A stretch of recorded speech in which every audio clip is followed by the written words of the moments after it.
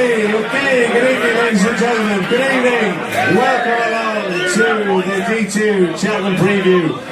Thank you very much indeed for joining us here this evening. I am your stand-in MC. Kevin O'Ryan has been regrettably delayed. He will be joining us very shortly, hopefully. I can't possibly comment any further, but he has made a special effort to be with us tonight, and he is winging his way here as we speak. But I'm sure you'll agree. We must be honest, guys. We have had a late reshuffle to the panel here. Obviously, Gordon Elliott is the glaring omission. I think after his performance here, for those who were here a couple of years ago, it probably isn't a great surprise that we've had to bench him for this evening. But in his stead, we have the next best thing. We have his glamorous assistant, Ian Busty Ammond, one of the greatest brains in the game, in his own words. A man who has his finger on the pulse of Cullinger House stables. He'll tell us far more than Gordon would have done unless we'd fired 25 Vulcan Red Bulls into him. And I'm sure at the end of the night you'll all have your minds well and truly made up. AP? Do you know what, Gary? It was actually a close call whose name was going to be the license between Busty and Gordon. And it was between the face or the brains, and well, the face is up the way to Gordon's got it, so you must be the brains, eh? Well and truly the brains of the operation. Ian Busty Ammond. Give him a round of applause there, folks. He's a relative version of the previous one. If anybody doesn't remember Ian Busty Ammond riding, he was actually quite a successful amateur, and the cock of the north, I think he used to call himself. I didn't even know he fucking rode. Yeah, wait till I tell you. He used to be going around riding bumper winners for this WP Mullins, and fellows used to leave the races. Who's that fella that Ian is riding the winners for? It wasn't the other way around. He was even that famous. He made Willie Mullins famous, lads. What? The fact that he was winning on them meant that Willie Mullins must have been a genius, yeah? Busty, you're very welcome indeed. Thanks for stepping into the breach. Next to Busty, he's already introduced himself there informally. Please give a warm welcome to Sir Anthony AP McCoy. A man who, of course, has conquered the Cheltenham Festival on many an occasion, and I'm sure is going to put you in the picture with many a winner for the 4 days next week. AP, how are you feeling about it? 5 years retired now? A little bit fatter than I was 5 years ago, Gary. Yeah, it's alright. Doesn't have the same excitement as it used to have, but at least I can maybe abuse the likes of Davy Russell for getting beat on some of the horses and stuff like that. Which hopefully you won't, Davy, will you? He's getting better. He's getting better at abusing, lads. AP, you're welcome along. Davy Russell, you heard him there earlier on with a lovely rendition of, what was it, your party piece, Davy? Did you sing? Yeah. You missed him singing, AP, yeah. What was it this time? No, you're right. No, we didn't ask for more. Daylight come and we wanna go home. Daylight come and we wanna go home. What is it? It is the Mr. Candyman, Charlie me banana. Daylight come and we wanna go home.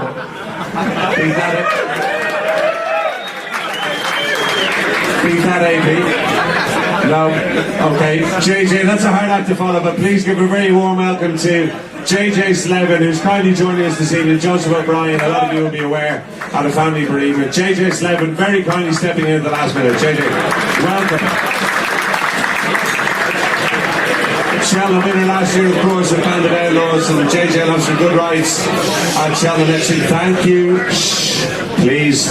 And last but not least, down at the very end, Stuart Little himself, Willie Mullins' right-hand man, David Casey. Please welcome David Casey.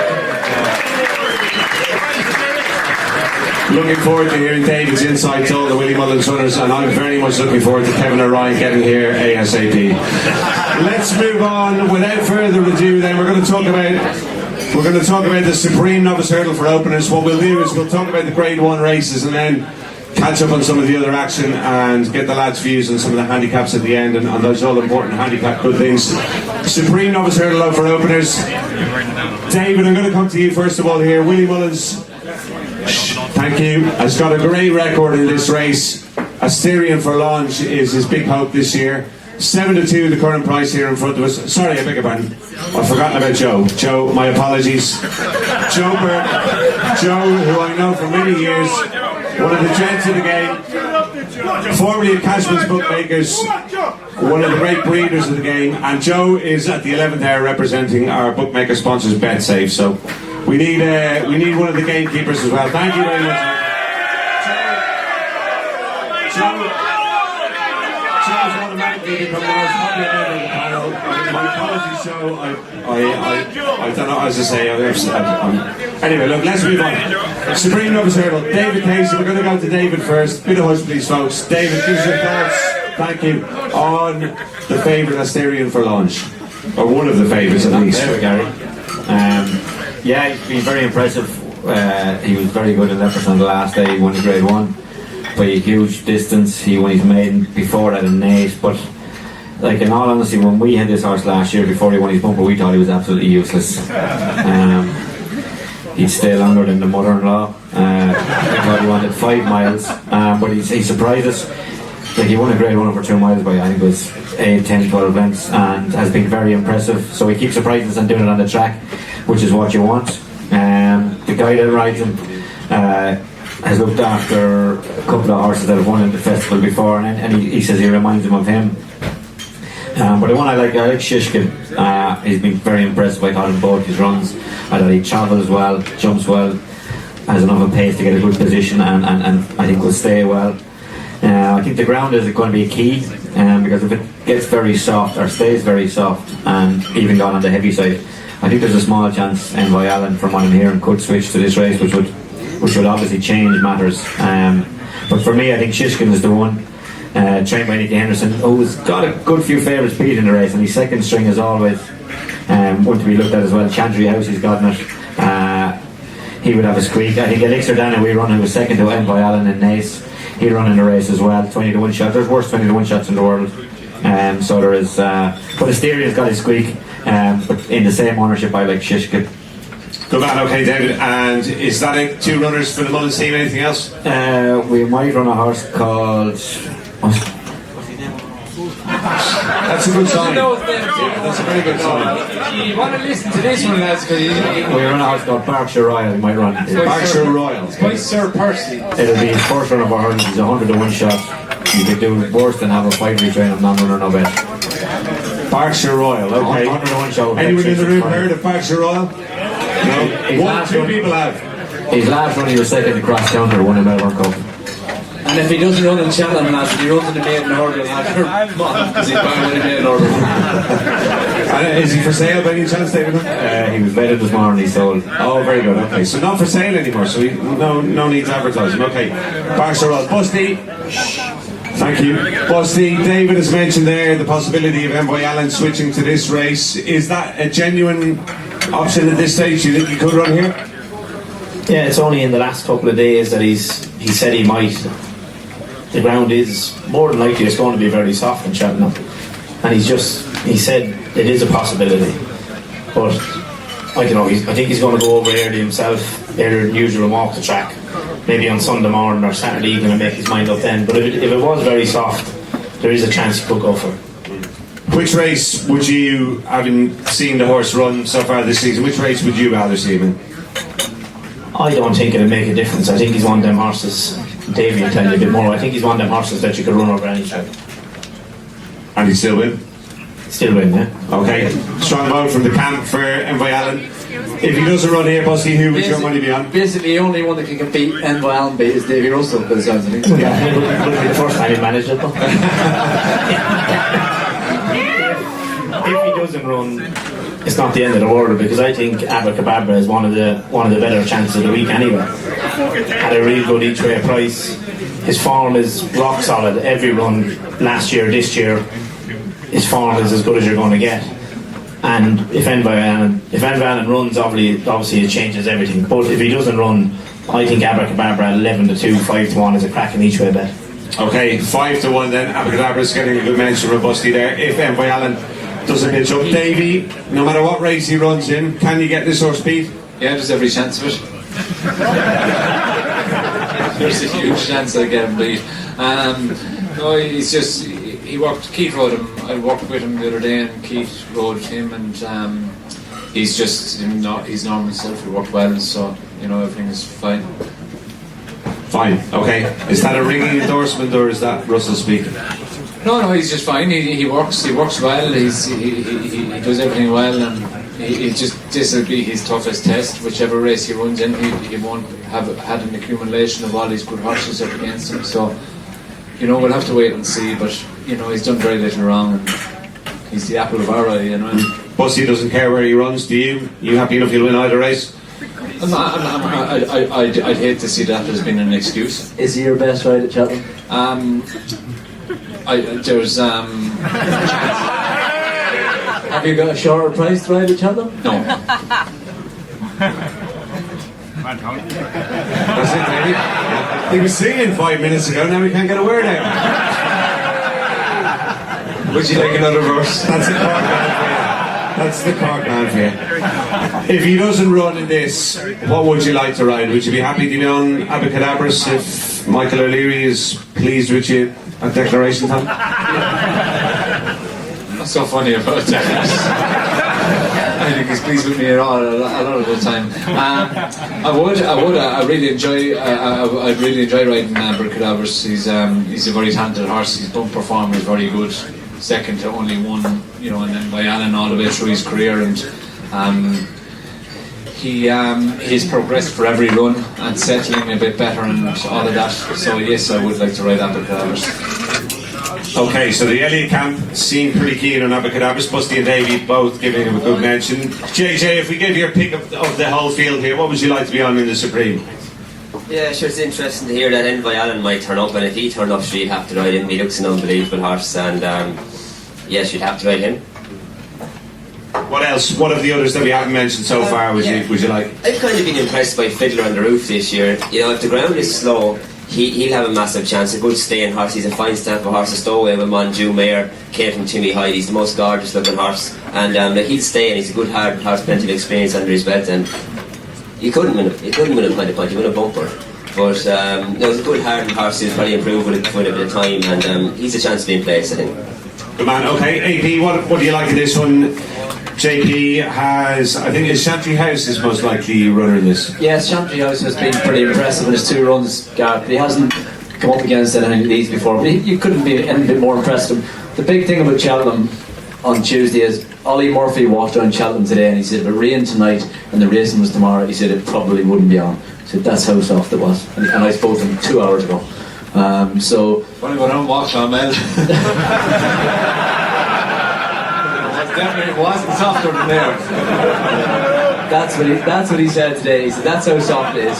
What I'm saying is that the ground being that soft is a big negative, I think, for a lot of Nicky Henderson's horses are definitely better when the ground is good or not on the really heavy side. I think it's a disadvantage to them.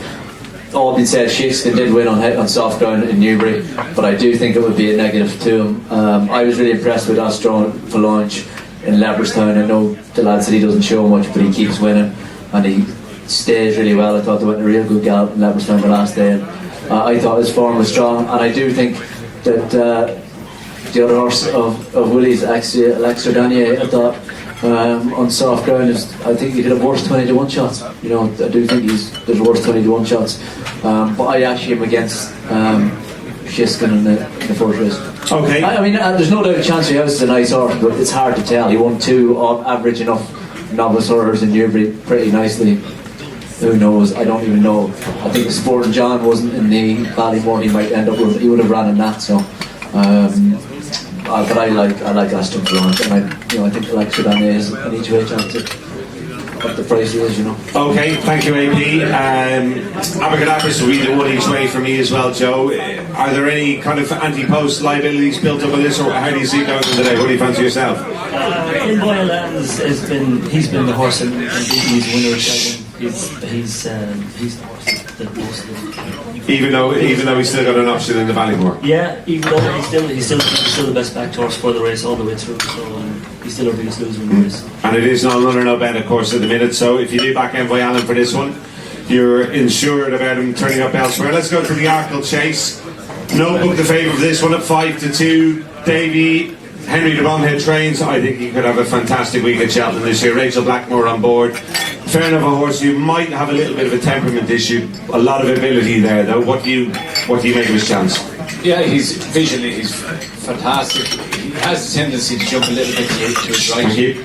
And he's quite highly strung on his way to the start, and told that he's going to wear a hood in the parade ring and down to the start, and you're allowed, in England you're allowed to take it off once you get to the start, once you tell him beforehand, and so as far as I know he's going to do that. There's obviously, it's well documented, there's going to be a £7 difference between himself and Fakir Dudairis from when they faced at Leopardstown.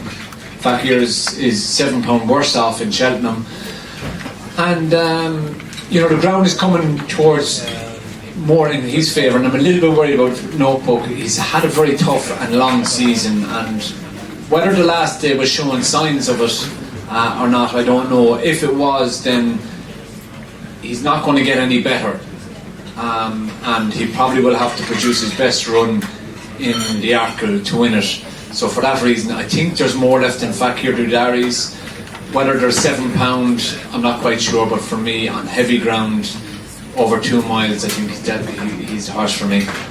Okay, JJ, let's go to you. We haven't seen Fakir Dudairi for a while. How's his preparation gone, and do you think this is the right race for him?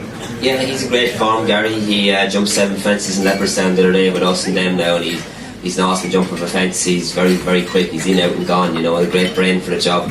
And as Davy said, if the ground comes up on the slow side, it'll definitely suit him. It'll be a good, proper, hard run race. I'd imagine Notebook and Cashback are going to hook up, and they're going to go at it good and hard, and you'd hope Mark Walsh might follow him. And so if the ground is slow, I'd definitely be on Fakir's side.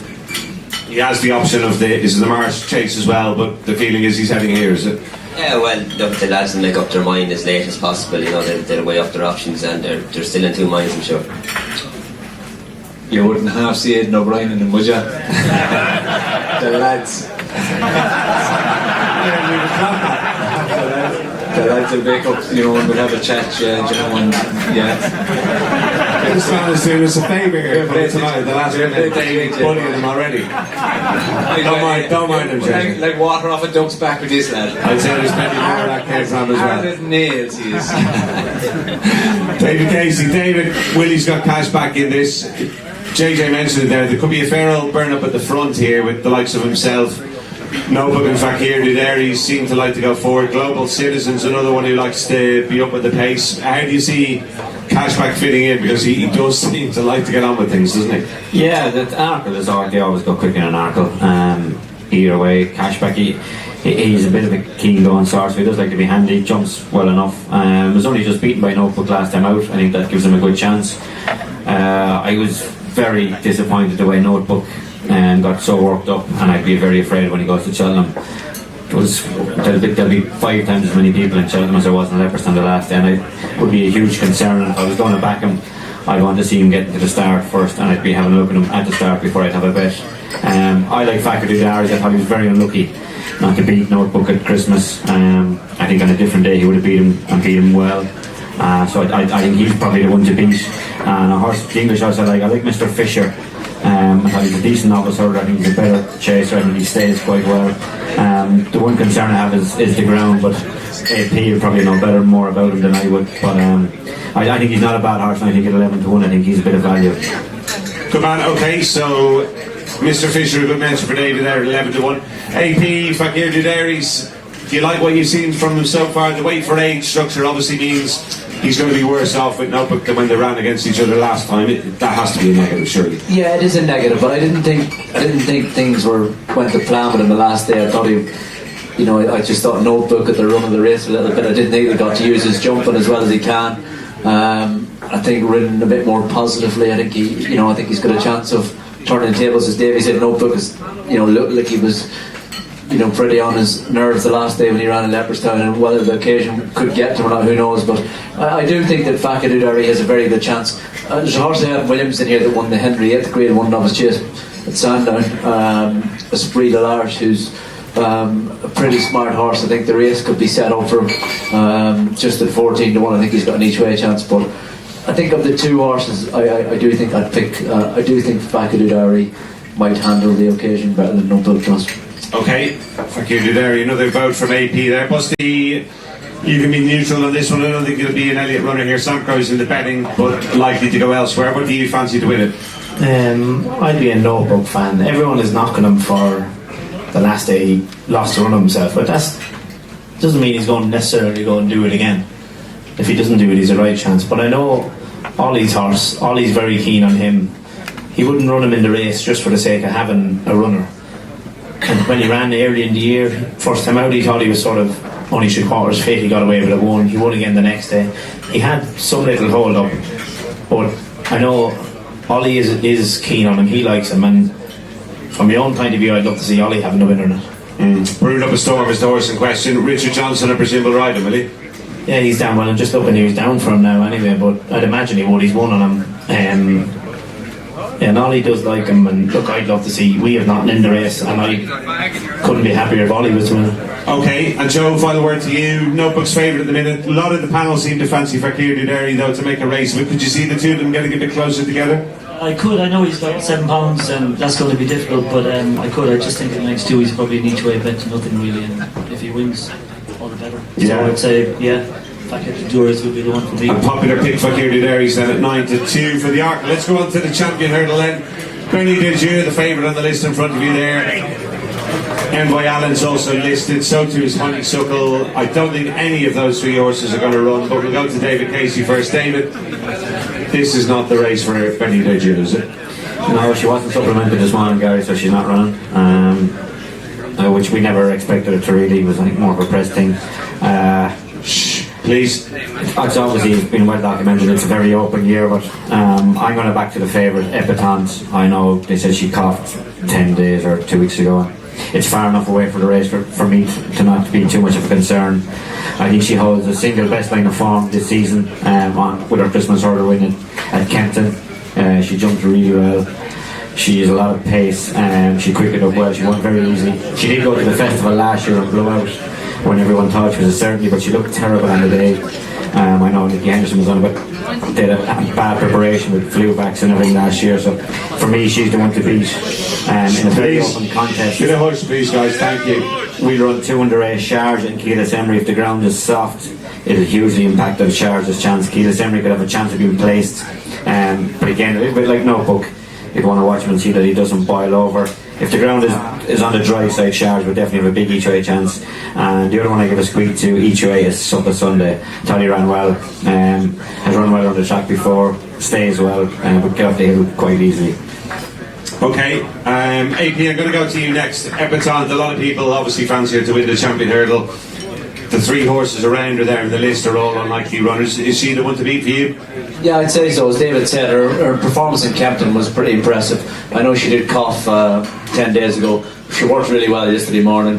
The trainer is very happy with her, so he's got Pendleton Hills, who's second favourite, who's been a bit disappointed. His 2 runs this year hasn't looked as good as he did last year, and yeah, I think Epatante has got a lot going for her in a very open champion hurdle. David's right, Super Sunday's a good solid horse who stays well. The ground will be pretty tested, and definitely has a good chance to get placed. The same could be maybe set for a course of line, but I don't think he'll back any other horse in the champion hurdle, only Epatante. Strong words from AP. No other horse to back apart from Epatante, he reckons.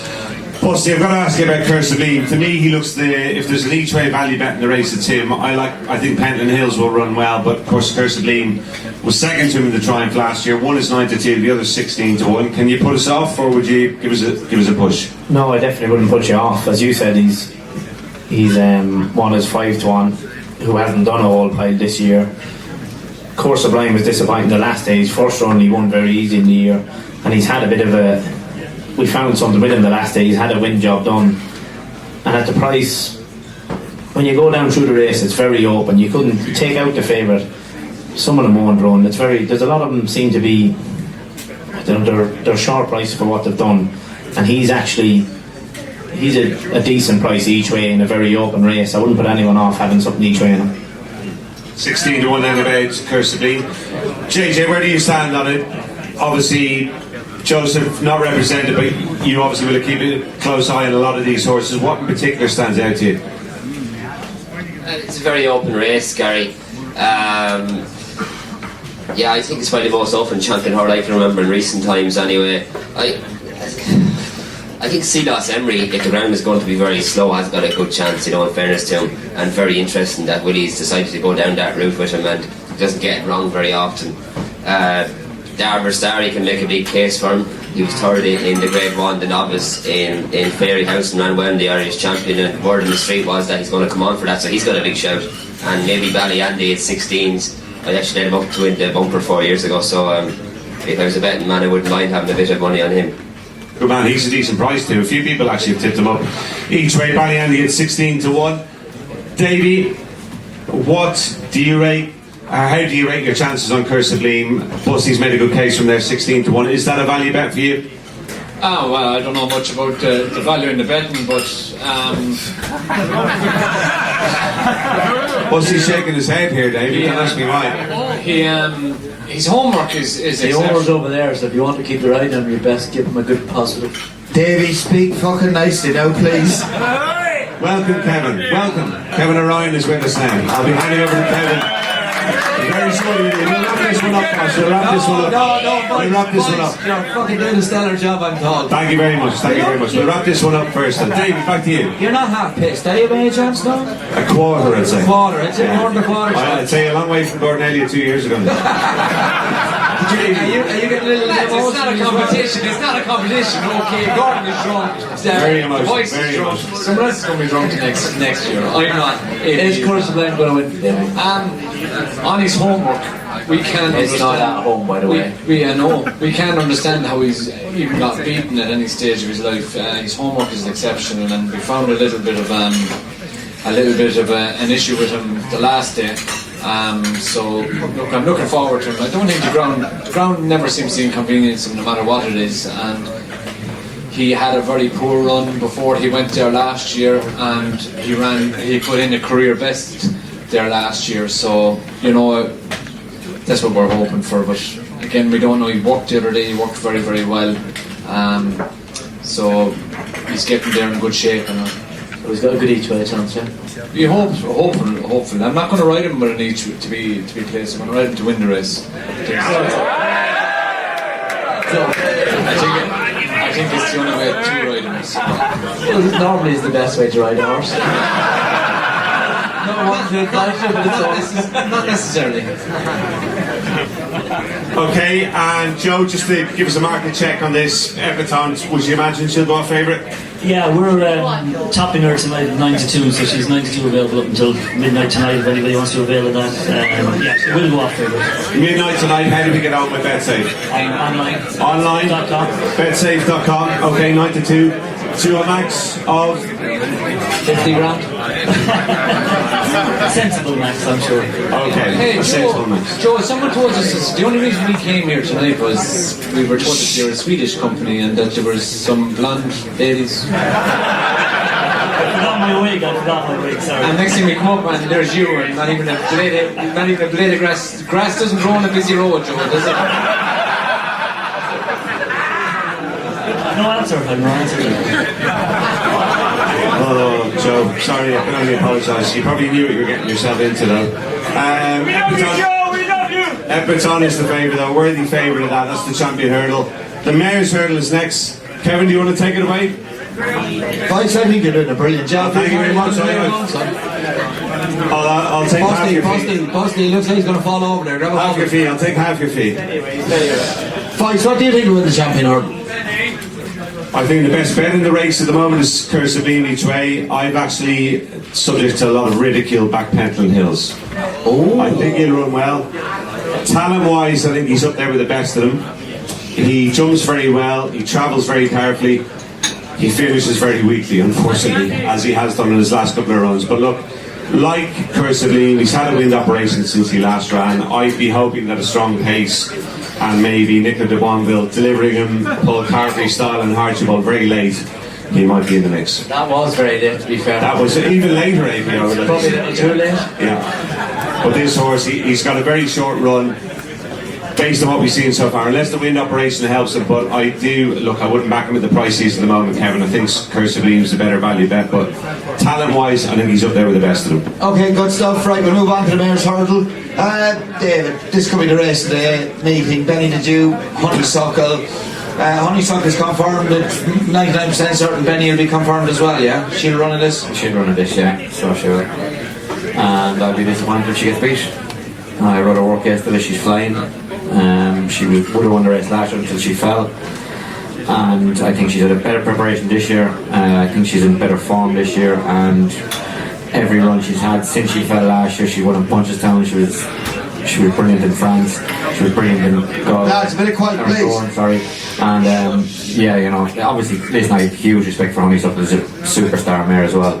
But I think the form Benny the Jew, I'd find it hard to see beyond her. And Willie said openly to a few of us in the parade ring after she won in the Galway Hurdle at Gorham Park that he's rattled off some of them really good mares you've had, and he said this could actually turn out to be, if not one of the best, and that's a fair statement from Willie Mullins. He never actually comes out and says things like that quite likely. No, she's a really, really top class mare. She's done it over fences as well, and she's kind of just got too valuable. I'd have to see her back over fences. I think she'd win a Hennessy.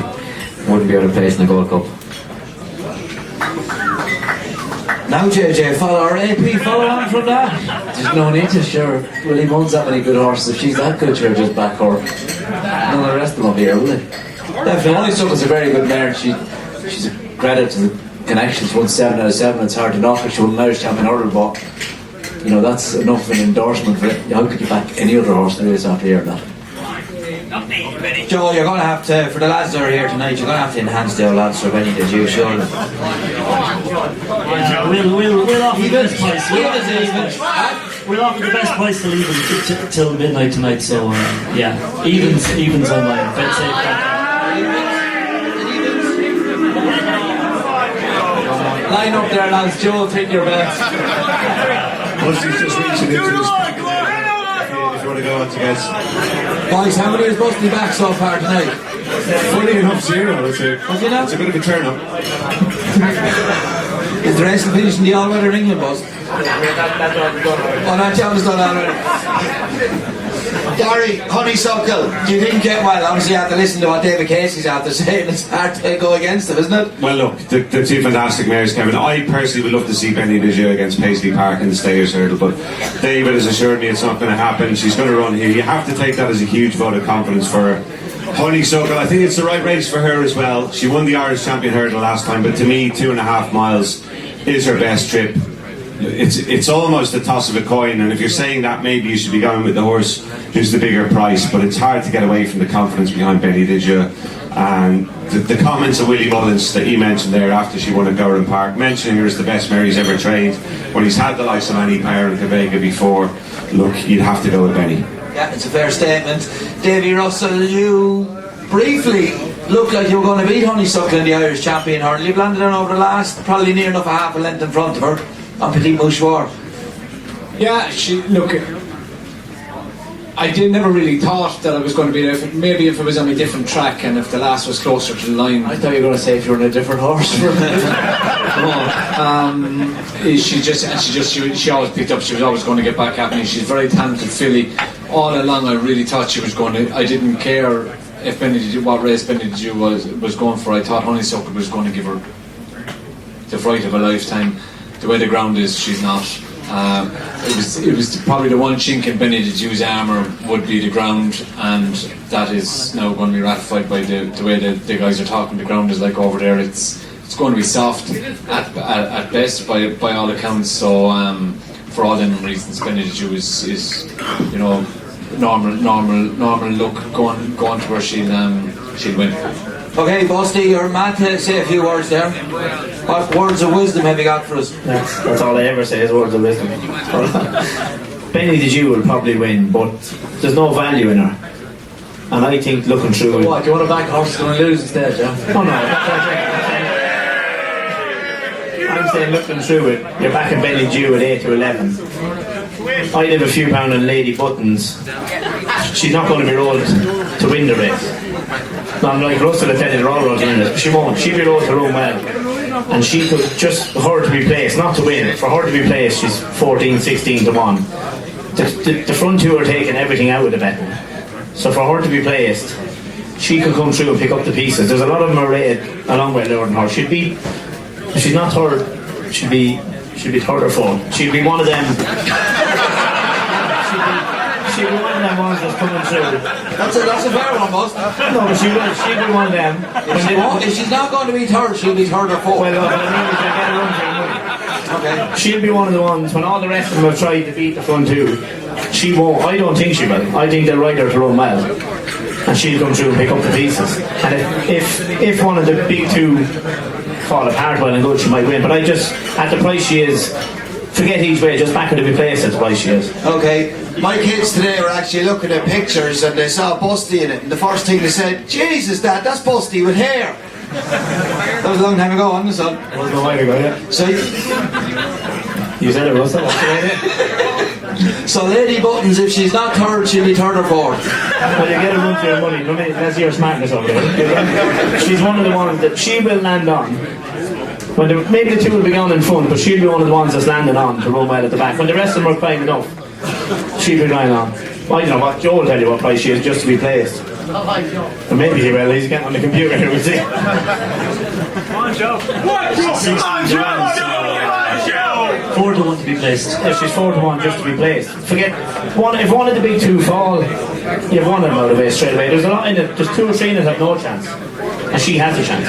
Yeah. Okay, JJ?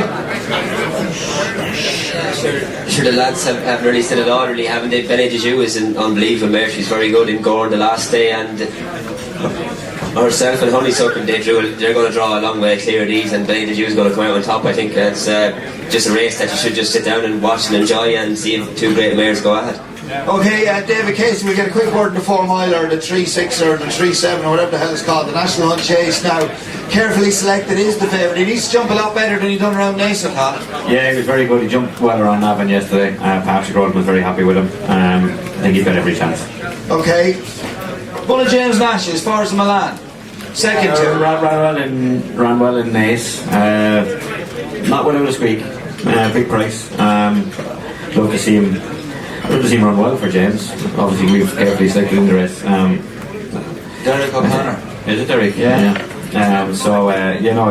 He ran very well in Nace now. I think he could run a big race. That's what, he's only a couple of lengths behind you at Nace. He's a 16 to 1 shot. Yeah, exactly. And I don't see the chip being an issue. It jumps well. So just worse. Get back worse horses definitely. Yeah. Okay, Busty, what's Gordon on the list? He'll probably run Raven Hill. Yeah. He was going to go for the Kim Muir, but I think he's going to go for this one now. Why is that? That's what he knows best, that's what he decided. But he's 16 to 1 in this. I think he is only an 8 or 10 to 1 shot. He's I don't think Copperhead is going to run. Battle Over Diane is 50-50. At the minute he's third, fourth favourite. He'll be, on the day, he'll be second favourite behind Carefully Selected. And Jamie Codd riding him, that's half the battle going around there. That's worth, I don't know what it's worth, it's worth plenty to you having Jamie on him. And he's, at the price he is at the minute, he won't be, if he's 7-8 to 1, he won't be 7-8 to 1 today. Okay, and Derek O'Connor is riding for Milan as well, as it stands too. Right, we're going to move on to day 2, the Ballymore Novice Hurdle. Davy and Violan, did you speak about him actually before I came in? Yes. You did? Right. It's more than likely he's going to run this race, yeah? Yeah. With the ground starting to dry out, like it's going to be stick to the original plan. Kevin, you missed it now, you missed it. You see, that's what happens when you're late. There's a borderline that's going to be called off over this side, and you're saying it's good ground, so I'm not quite sure what kind of ground it is. I'd say it'd be better off if someone just flew over there and walked it and find out themselves, but I honestly don't know. I would have no input in it. I don't really mind which race he goes for. I think he's adaptable to either one. He's run over 2 miles, he's run over 2.5, he's never ran over 2.5. He can handle any kind of ground conditions, and he's just a very good horse. This is a very tough race. Nah, shush, a bit of quiet, please. No more than the Spring Novices is, so it's It is what it is now. He's going to line up in one of them. Hopefully, that's all I'm hoping for. Yeah, Davy, if he runs in the Ballymore, what's the horse in it that you fear the most? Sure, I don't fear much on what I've seen, but you know the talk is very good about the big getaway and the big breakaway, and obviously JP's horse visually is very good as also, and you know it'll be his toughest test by far, of his life. So he'll have to be as good as he has been, if not better. Okay, AP Sporting John. It looks like this is the race he's going to run in. Yes, he was very impressive in Ascot the last day. Kevin, he's improved with each run. A little bit inexperienced, but I'd say each run he's got better. I was very impressed with him. I think at 6-1, I think he's a better than off in each way. I'd be very surprised if he's not thereabouts. And Envoy Allen, I think, will have to be a very good horse to beat. You think Envoy Allen is a very good horse? Yeah, well, he's won 7 out of 7, so he's obviously a very good horse. But as Davy said, this will be his toughest test, and I just think at the prices, I think the Sporting John is much better value than Envoy Allen. And of the rest of the English horses, AP, you see them on quite a regular basis. The likes of the Big Breakaway, he's been very impressive for the Kiz Arts as well. The Big Breakaway has been impressive. He's impressive with Newby the last day. They've had a lot of good novices to his arts have. They do rate him, but I do think that I think I'm pretty happy that Sporting John, I think, is the best of the English horse running this race. And I do think that Envoy Allen will have to be a good horse to beat him, but just the prices, I think each way Sporting John's a great price each way. Yeah, interesting stuff. David Casey, the big getaway is going to be obviously one of your runners. You could run a couple of more on it though. Yeah, I think A1 may run and probably A and another something along the way, but listen, I think it's probably Envoy Allen's to lose. He's been a brilliant racehorse and he's done nothing wrong. He's got course form, obviously winning the bumper last year, so I think he's definitely the one to beat. The big getaway, he's got a squeak, he's stay going well. He's working actually really, really well at home, but I think on all-round form, looking at it, he's got to step up to beat Envoy Allen. I do agree with AP. Sporting John has impressed me hugely in his races in England. I think he's a danger, and the big breakaway I'm not so sure about. Won a couple of weak races. Looks like a horse might be better over fences as well, but I think they've all got to do to beat Envoy Allen. Okay, JJ, do you agree with that? Yeah, sure do. Should have really said it all, haven't they? Short and sweet, that's what I like, J-Boy, short and sweet. Busty won't be short and sweet, go on son. No, it will be short and sweet. Look, he is the one they all have to beat. Sporting John does look a good horse, but his form is nothing like Envoy Allen's form. And look, Davy said it's a step up, but every step he's took the step up. And if he takes it again, it's very hard to see what's going to beat him. Like to see? Voice? Yeah, I think Busty's hit the nail on the head there, Kevin. They're the two horses, Envoy Allen and Sporting John. If you do want one at a big price, Longhouse Poet, he's owned by the sponsor who won the race last year with City Islands. I think he's going to run here rather than the Albert Bartlett. He was placed behind Envoy Allen at Naas, then ran a good race at Leopardstown against Paul Nolan's good horse, latest exhibition. I think he could be placed at a big price here. Whether he's good enough to win, I would doubt. I think Envoy Allen's the most likely winner, but Longhouse Poet's worth a look at a big price. Okay, thanks, Gar. Envoy Allen, will you enhance the price here tonight, Joe? You will. 6-4 to win any race at Cheltenham for tonight, up until midnight tonight. 6-4 to win any race at Cheltenham.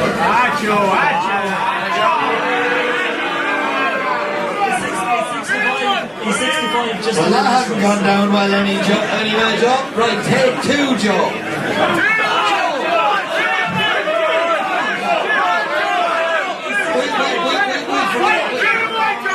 Joe, pretend this is the first time I've asked you. Well, Joe, from Betsafe, Envoy Allen, you're going to enhance his odds here tonight, aren't you, Joe? any race at Cheltenham, 7-4.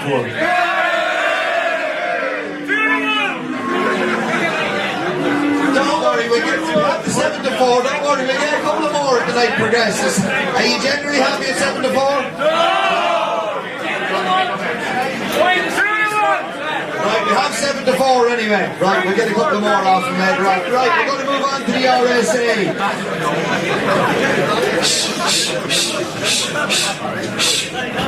Right. AP champ. I have a question mark over him. Why is that, Gavin? I don't know, he's a quirky fucker. I suppose he's a bit similar to the lad he's named after. Would it be no? No, he's got much more talent than the lad he's named after, I think. Look, he was a little His bit... jumping leaves a little bit to be desired, I think. Well, the fact that he landed upside down the last time is definitely a bit to be desired, but he was, you know, he wasn't foot perfect the twice before that in Newbury, and he looked like he was going to win the Dipper last time. I think stepping up and trip will definitely help him. It's a good stare. He probably ran the wrong race at Cheltenham last year. He ran in the Ballymore and should have ran the Albert Bartlett. He was very impressive over hurdles, over 3 miles at Aintree afterwards, and yeah, there is a question mark about his jumping, but I think if he jumps, I think he's the best horse in the race. He's obviously a horse with a massive engine. That's what the next thing I was going to say to you. Yeah, I do think he is I think he's a very good horse that stays very well, and I don't think you've seen the best of him yet. You know, obviously he needs to jump better than he did the last day. The other horse he's run against, Copperhead, is an improver. Won a Jason Ascot last time, but I think this is a much tougher test. And I haven't been that impressed with Malay Indo, so I haven't over fences. I thought he's. I just haven't been as impressed with him as I was with hurdles. I'm sure there's better to come from him, but.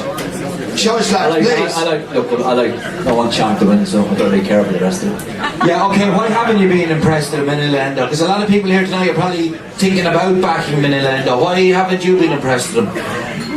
I just wasn't that impressed with him the last day that he won in Navan, so I wasn't. And obviously got beaten Gore in the time before that. I know it was only 2.5 miles, but he got beaten by the arena. It was just, I'm sure he improved that run. But I just didn't think he's been as good as he was over hurdles. You'll probably see better from him here, but I think you'll need to see better from him here.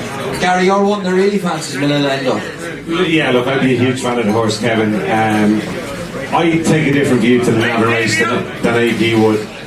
On the day, it looked workmanlike. The second horse, though, I think has been underrated. He's a horse called Captain CJ, who went on and won a Grade 2 in his next run, and I wouldn't be at all surprised if he went close to winning the Irish Grand National. That's his big target for the rest of the season. Manila Indo's first run over fences against Arena at Gowran Park, that was inconclusive, but he ran well enough, he jumped okay, and I thought his jumping last time was much better. One slight mistake. Navan's a good test of jumping, and what I really loved was the way he pulled away after it looked as though Captain CJ was going to really put it up to him going into that fence. Look, it's a hot enough race. The one horse I'd be most afraid of here is Allaho, the Willie Mullins horse. I was hoping that David would tell us he might run in the marsh instead, but it looks as though he's headed this way. There wasn't a great deal between them over hurdles. Allaho beat Manila Indo at Clonmel. Manila Indo then turned it round at Cheltenham and beat him again at Punchestown. I do think Manila Indo's the better horse, so I would definitely still be with him. He was the same sort of level as Champ over hurdles as well, so at a bigger price again. I think everything tallies to going in with Manila Indo here. Copperhead, to me, it's a strange decision to go for this race. I thought that the old 4 miler, whatever it is, 3.6 now, that looked the race for him to me, and I would have fancied him to win that, but not this one. It's a warm RSA, but Manila Indo is definitely the one for me. Okay, Dave, Allaho, you spoke glowingly about him last night on a panel. I did, Kev, and I'll do so again. Yeah, I think he was third obviously last year in the Albert Park behind Manila. I think on the day we dropped him in too far. He stays forever. Really good galloper, brilliant jumper, touch wood so far, and I think he's a much better chaser and always was going to be than he is a hurdler. What price is he? 92. I can't see him out of the first 3. For me, it's a huge each way bet. Okay, good stuff. Davy Russell, what wins the RSA? Yeah, I'd have to agree with AP. Visually, Manila Endo this year hasn't really, set you light. But you must remember, he won the novice hurdle last year as a maiden, and he came out then and won again in Punchestown. That takes a hell of a good horse to go and do that. Champ went on to Aintree and won over 3 miles, but I just feel that Manila Endo has had his 2 runs. He jumps really, really well, and everything is leading towards the RSA. I just really like the horse. I think he's the one they all have to beat. I think he holds Allaho on hurdle form. Obviously they've never met over fences. Allaho got beat first time and made amends for that second time in Fairyhouse, and he was very good in Fairyhouse. I tried to follow him down over the first couple and I couldn't get a blow in with him. And for that reason I just think Manelendo is the better horse. I think he is. I think he's the horse that I could see going on to win a Gold Cup. Okay, Battle Over Diane looks like he's going to run here. Horse you know well. Yeah, he's been very good. Lad, shush, a bit of quiet, please. Early on in the season, he did the same over hurdles, and he just, I'd say, ground conditions. He does like a nice bit of ground, and just be a little bit worried if he came up very testing over the 3 miles. So for that reason, he just might get cut out. Fabulous horse to jump. I know he fell the last day, but he just got really tired around Leopardstown, and he just he wasn't as good the last day as he was the time before. Were you putting that down to the ground the last day, no, maybe? Yeah, well, he seemed to handle it reasonably well until he came off the bridle. When he came off the bridle, then he just struggled from the bend to the last. He really got really tired. Okay, Busty, how's Battle Over Diane since that fall at Leopardstown? Yeah, he's been okay, but I don't know if he's I'd say he's 50-50 to go to Cheltenham, to be honest. I don't know if he'll definitely go. I'll be in with Gary, I'll be with Manila Indigo. If Allaho doesn't run, he might go for the Marsh. Depending on if Ireland have a good day the first day and the likes of Ben Allen has won, Manila Indigo will probably go off favourite. And he'd be I'd be the one he'd go with. I think Champ, he's an F beside his name the last day. I think he's nearly nailed on to have another one beside it again after Cheltenham.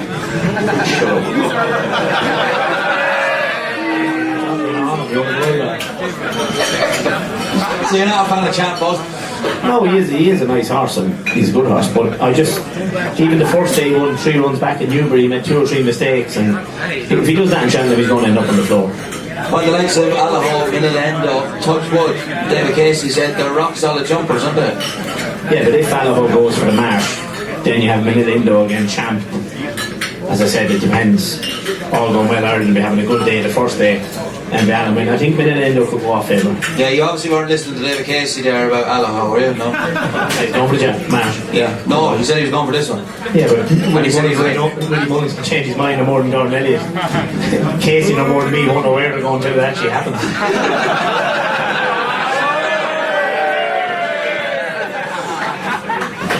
That's why he's getting paid the big bucks tonight. He's definitely better than having Gordon Elliott on, isn't he, Busty? Yeah. All you have to do now, Busty, is just get a little bit emotional when we start talking about Tiger Royal or Apple's Jane or something, and get it through. I'm going to say, but yeah, Harrington for a minute.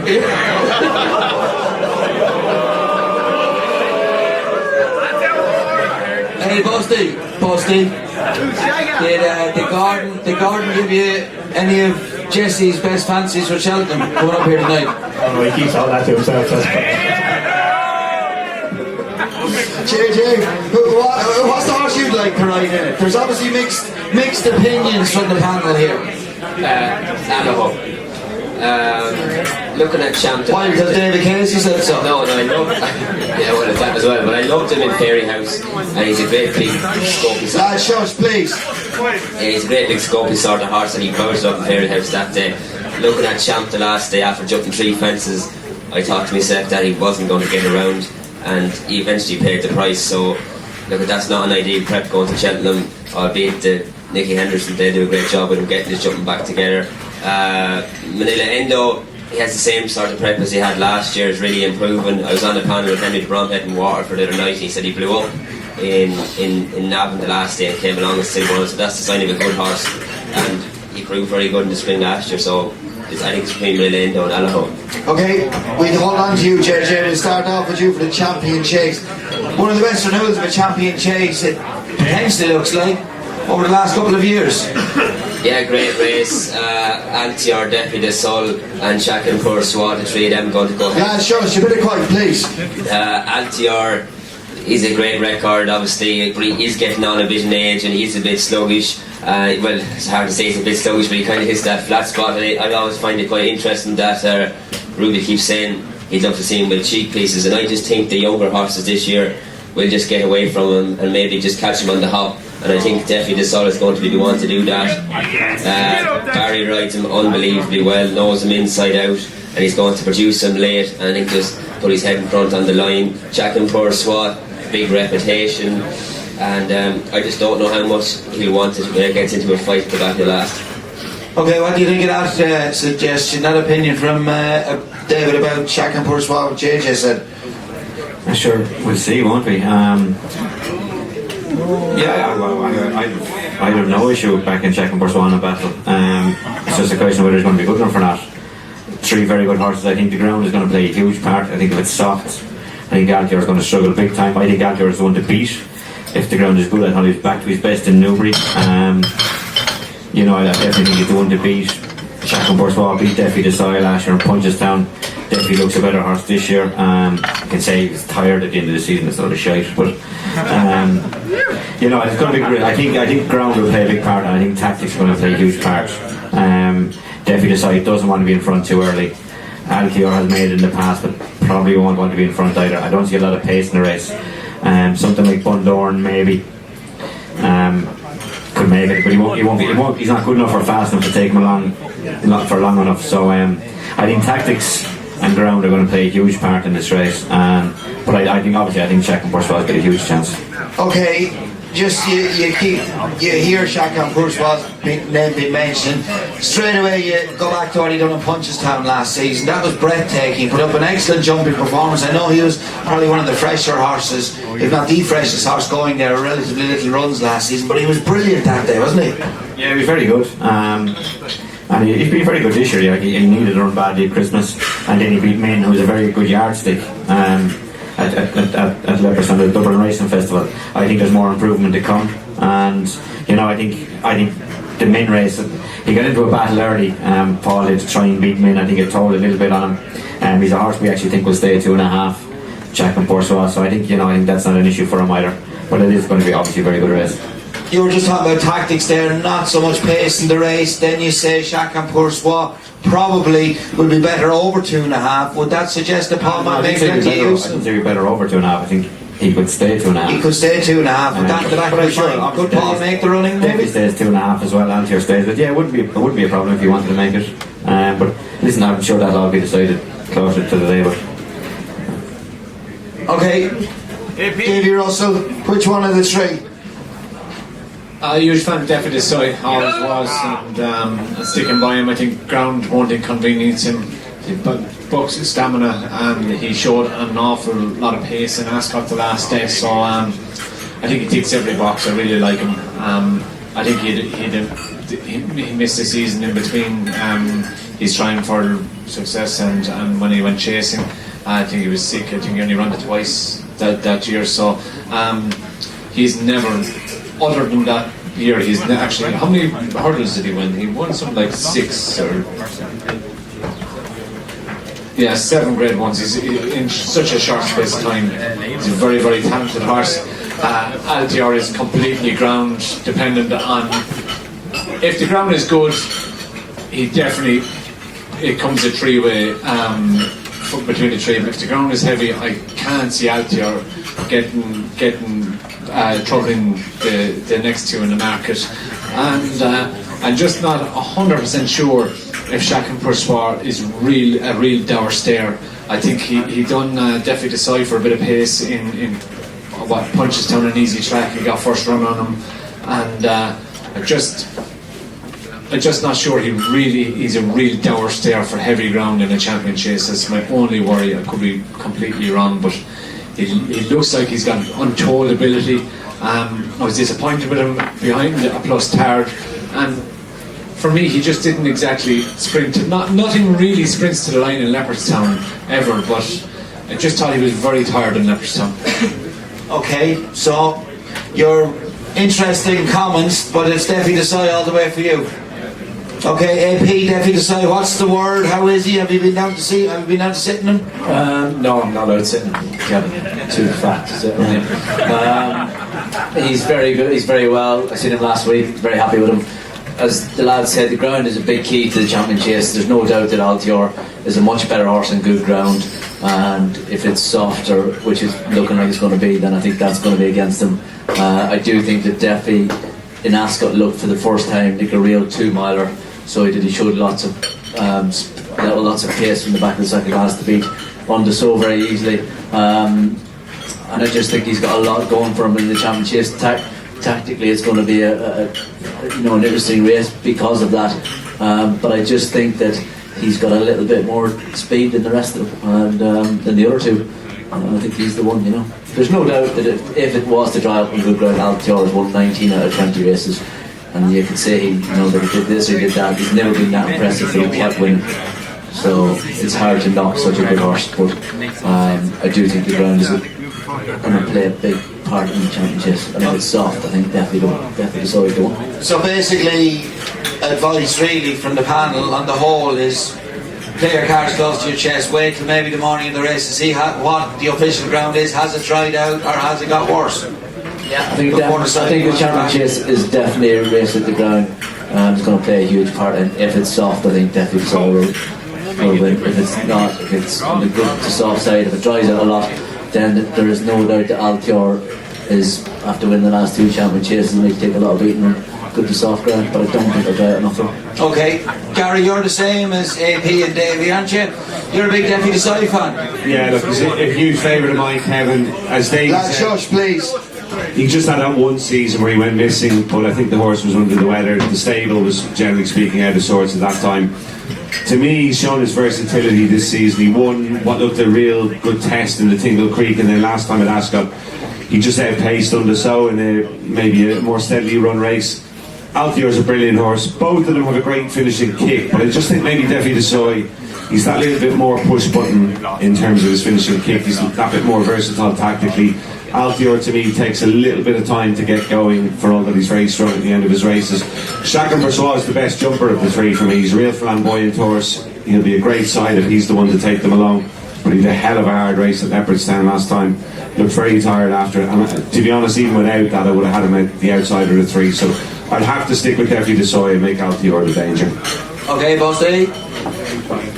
I'm going to skip the big 3 and go for... He mightn't run the race, and David will know a bit more, but if Min was to run the race, I'd have a few pound on Min again, just to be placed, just to come through and pick up the pieces. He'd probably run in the 2 mile 5 race, but You're losing the crowd, Busty. Something a bit better than that, will ya? When you take your pick, you have Antio, you have Davy Desai, you have Chacun. They're all only 5 to 2. He's going to run the Ryanair, so we'll move on, Busty. Hold on, once again, you don't know he's going to run the Ryanair. David Casey says he's going to run the Ryanair. David Casey doesn't know he's going to run the Ryanair either. Willie Mullins doesn't know he's going to run the Ryanair. So, if Willie Mullins knows, David Casey doesn't know.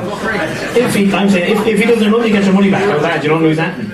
If you back one of the others to get beat, you lose. If he doesn't run, you get your money back. If he runs, I'd be very surprised if he's not one of the ones placed. Okay.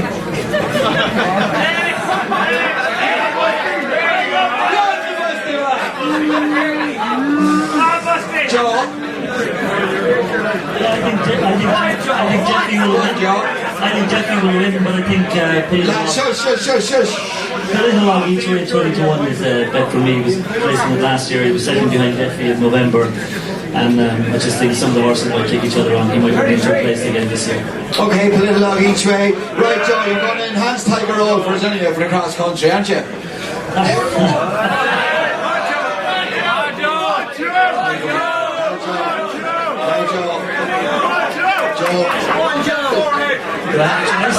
Absolutely no choice. 64.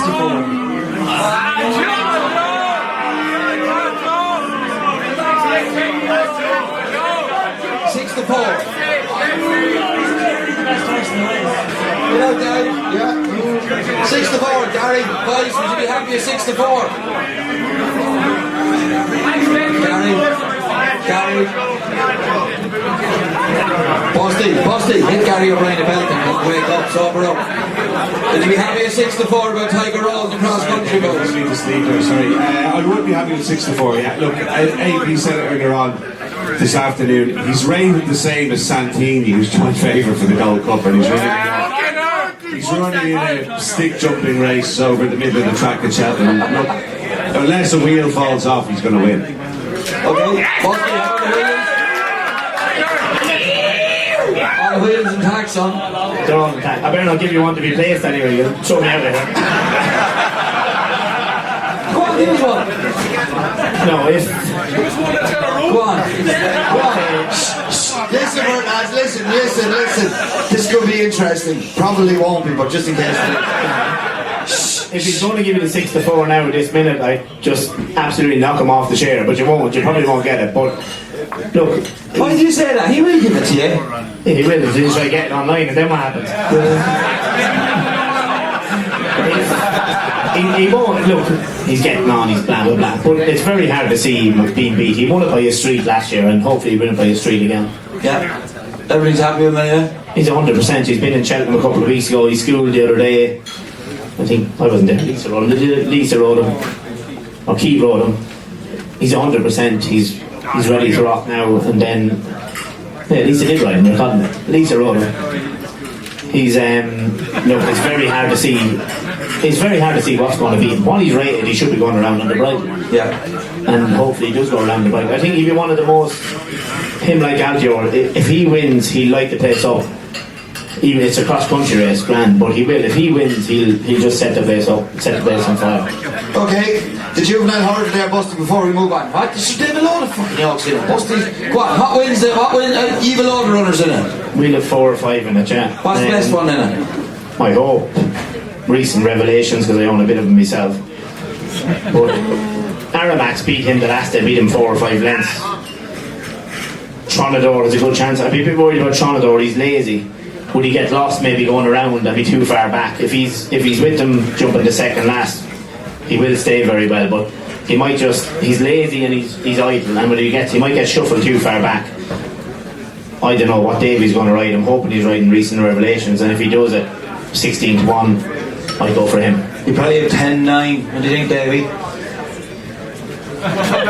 Yeah. We'll get him down there. Might struggle. Right, hey, bumper. Champion bumper. What's Gordon going to run that? 3? He'll run 3, yeah. He'll run Queensbrook, Jamie will ride. He'll run Darren Daughter, Lisa will ride. And he'll run Esky Lane and Davy will ride him. Right. What's the best one of the 3 of them? Davy tells me Darren Daughter. I was very impressed with Queensbrook. For where we stand in Gorn, we stand sort of a furlong out, and she was maybe 7-8 lengths in front passing us, and she won by 20 something lengths. I think she won 22 or 3 lengths in a short space of time. She put probably an ordinary race. The horse, I think there was the mare that was 3rd or 4th got beat today, but in a short space of time she went a long way away from. And if the ground is soft, which according to Holly it is going to be soft, she has a good chance. Okay. Davy, you've ridden Gordon's bumper horses. Have you ridden that 3 of them at home now? I didn't ride, never rode Queensbrook. Check it out. I've never rode Queensbrook. I love Darren Daughter. She races behind the bridle, tough as nails. Lisa's going to ride her. She's got very, very good form. And I ride Esky Lane, got beat first time, and then made up for that the second time. Big, massive 17 hand horse, can be quite keen. So his Flemingsford won't mind the ground, won't mind anything. He'll be, he is what he is. He's a good horse. He may not be as good as appreciate it. And I have a liking for Israel Champ as well. I think he looks to be a very, very good horse. He was a very good pointer last year, and although he got beaten the first time, he made amends for it on 2 or 3 other occasions. He won. So I think between them 3 or 4, I'd be more than surprised. I wouldn't put anyone off having a few quid on Darling Daughter each way. She worked really well in Leopardstown, and she's not a really good workhorse. She's always kind of lazy, but she worked really well, and I'd be no way surprised if she could give the favour most to do. Okay, David Casey, appreciate it. Has been very, very impressive. He looks rock solid and looks like it's going to be a fair one to beat him. Yeah, show us, lads, please. I think so. We really like him, and he's done nothing wrong. He's got a very high cruising speed, so he can travel in the race. He'll be able to get a good position. He stays very well. He's 1 over 2.5. He's 1 over 2, and we really like him, and he's one of our best chances of the week. You're probably going to run Fernie Hollow as well? Fernie Hollow will run, and 5 Brian. Fernie Hollow, all the ability in the world, huge ability, but doesn't help himself in his races, and has tended to run away, but he's an annoying fucker, but has ability, but I think appreciates that one. Okay, JJ's Joseph, he's going to run 1 minute, is he? Fire attack in there at 21, ran very well in Navan, but I'd say he's unlikely to travel over. Okay, we'll move on to day 3. David Casey, the Marsh Novice Chase. You're going to have a strong representation in this. Obviously Faheen, but you could run up to 5 horses in this. Yeah. That's a bit of quiet, please. We're going to have a break after day 3, okay? Yeah, Faheen will run, Melon will run, Easy Game could actually switch to the RSA, Bob Tom will run, Tornado Flyer will run, Royal Rendezvous might run. Listen, I hope Faheen wins if he runs, and he's been a revelation over fences. We didn't think he'd get to this level, but he's been hugely impressive, and he's got a brilliant record obviously around Cheltenham. And I think he's got a huge chance. I think it's the weaker of the 2 novice chases probably, 2 longer distance, and I think he's got a huge chance. Melon I wouldn't rule out, especially if the ground is slow. The ground has been too quick for him this season, and he's crying out for the step up and trip. He'd wear cheap pieces as well. He's second in 2 champion hurdles, second in the Supreme, and he obviously he's got very, very good course form. So at 14 to 1, he's a big player each way. Okay, 14 to 1. Sorry, did you say Easy Game is going from here? Yeah, no, could switch to the RSA, I'd say. Okay, could switch to the RSA. What do you think is his chance in the RSA? Ground would be a big issue for me if it got very soft. Okay, good stuff. Melon, 14 to 1. He could be 1 feet each way bet. Davy Russell, your opinion on the Marsh? Faheen has been brilliant. There wouldn't be a more popular winner, bar Tiger Roll, probably, if he won at Cheltenham this week. Sam Crow, this looks like his most likely target also. Yeah, Sam Crow, I suppose, look, he's a bit of an enigma. Gordon thought he had him back, and then he got the fall and he disappointed, and you have to say he was disappointed in Limerick behind Faheen. It mightn't have been all that bad a run after all. Faheen backed it up in Leopardstown again. I do think that Sam Crow is better on better ground. I think he jumps better, he does everything better on better ground, and it'd be very hard to see him turn around the form of Faheen. Just think that, especially listening to David there, that he had a couple of issues with him, that they found things wrong with him, and you'd have to be very. Mellon was second and third in 2 champion hurdles, and second in 2 champion hurdles, and second in the Supreme Novices. There's no other horse in that race could get within an arse's roar of that form. So, and at the price, look, I know he's not everybody's cup of tea, and he doesn't win that often, but at 14 to 1, and going back to his form, getting beaten by Fakir Dudaris, and there was something else. Then he ran in a very good novice chase again after that. It's form enough that could, at the prices, I think he could be a really good value bet for small money. Okay, 2 votes for Mellon at 14 to 1. AP, your opinion on the Marsh? I think it's hard to get away from Faheen. Gavin, he was really impressive in Leopardstown. As you said, there'd be no more popular winner in Cheltenham. I'd like to see Faheen win, and I think his form is very solid. He was good in Limerick and backed it up in Leopardstown, and just because he's 12 years old doesn't mean you say that he can't win. There's nothing wrong with being old, so I think Faheen will win. You're not doing too bad for an outlet yourself, I suppose, are you? Dave, Faheen, you were telling us something of interest yesterday. It took you a long time to find it, but tell us what you found. Yeah, he lost his form a little bit, Kevin, and he never looked a happy horse there for a while, about a year and a half ago. And we just done a basically complete check on him, and they found basically a growth of tumour, size of probably about a tennis ball inside his groin, and which obviously has to have been affecting him, I think, for a good bit, and that was removed. And if anyone has seen him walking around the parade, you can see now his groin is actually it's quite big. He's like a Shirley Bull walking around. Like AP McCoy. But he just seems but he just seems a much happier horse this year. He's working home, even himself every day. He just seems a much happier horse, and he's in really, really good order at the moment. But David, it just goes to show what a machine he is. He's 12 years of age. He's had all those issues. I think ye included. Everybody seemed to have thought his best days were behind him. He's 12 years of age. They're doing 2 bloody grade ones over fences now. Yeah, but like I go back to his early season form. Obviously, he's won in Neptune, he's won in Champion Early, you know. So he's won in Stairs or Punchestown. So he's a horse of huge ability, and you know they don't just lose it overnight. So there was obviously a reason. Eventually, it took us a while, but eventually we found it. Okay, wish you well, Faheen.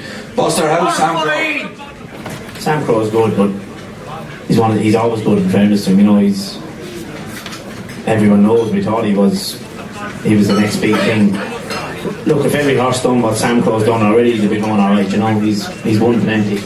He was very disappointing in Limerick. He looked like turning in, he looked like it was going to be a great race between him and Faheen. I mean, in a matter of strides, Faheen had him put away. In saying that, it was Faheen that beat him. That's the positive to take from it. But like Davy said, he'd want the ground to dry out. If the real Sam Crow turned up, he'd definitely have a chance. But he probably would want the ground to dry out a bit. Likewise, again, Ollie is a horse well fancied in it. If we wanted to win it, I'd like to see Ollie's horseman now. What's Ollie's feeling about Itchy Feet? How's he at home? Yeah, he's very happy with him. He's I think he's his best chance in betting. He's his best chance. He's very happy with him. He's not saying too much about him because he's obviously only a young trainer. He's probably nervous enough having horses that short in the bed. But I know by him, he fancies the few runners he has. He thinks they have a good chance. And as I said, if our lad wasn't to win it, I'd want Ollie. You know. Okay, good stuff. Gary, we're going to start with you with the Ryanair Chase. A Plutard, he's a worthy favourite. To me, he's the one that's going to take all the beating. Do you agree with that, or are you looking elsewhere?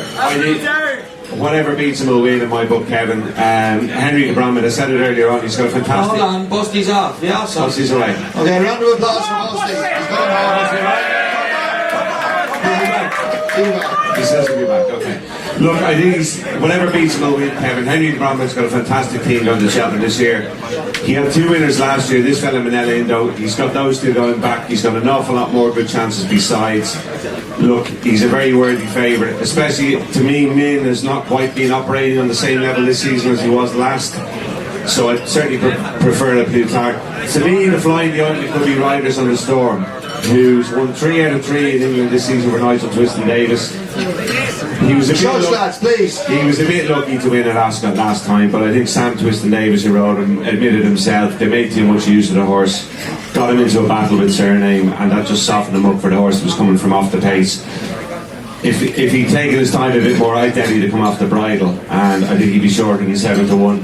It's not ideal that he had a very hard race close to the Cheltenham Festival, but he's a horse on a real upward curve, and I think if he runs his race, he'll be in the first 3 at least. Okay, JJ, Riders of the Storm, he's a horse that you know very well. You rode him for most of his runs, or quite a few of his runs, when trained by Tom Taff.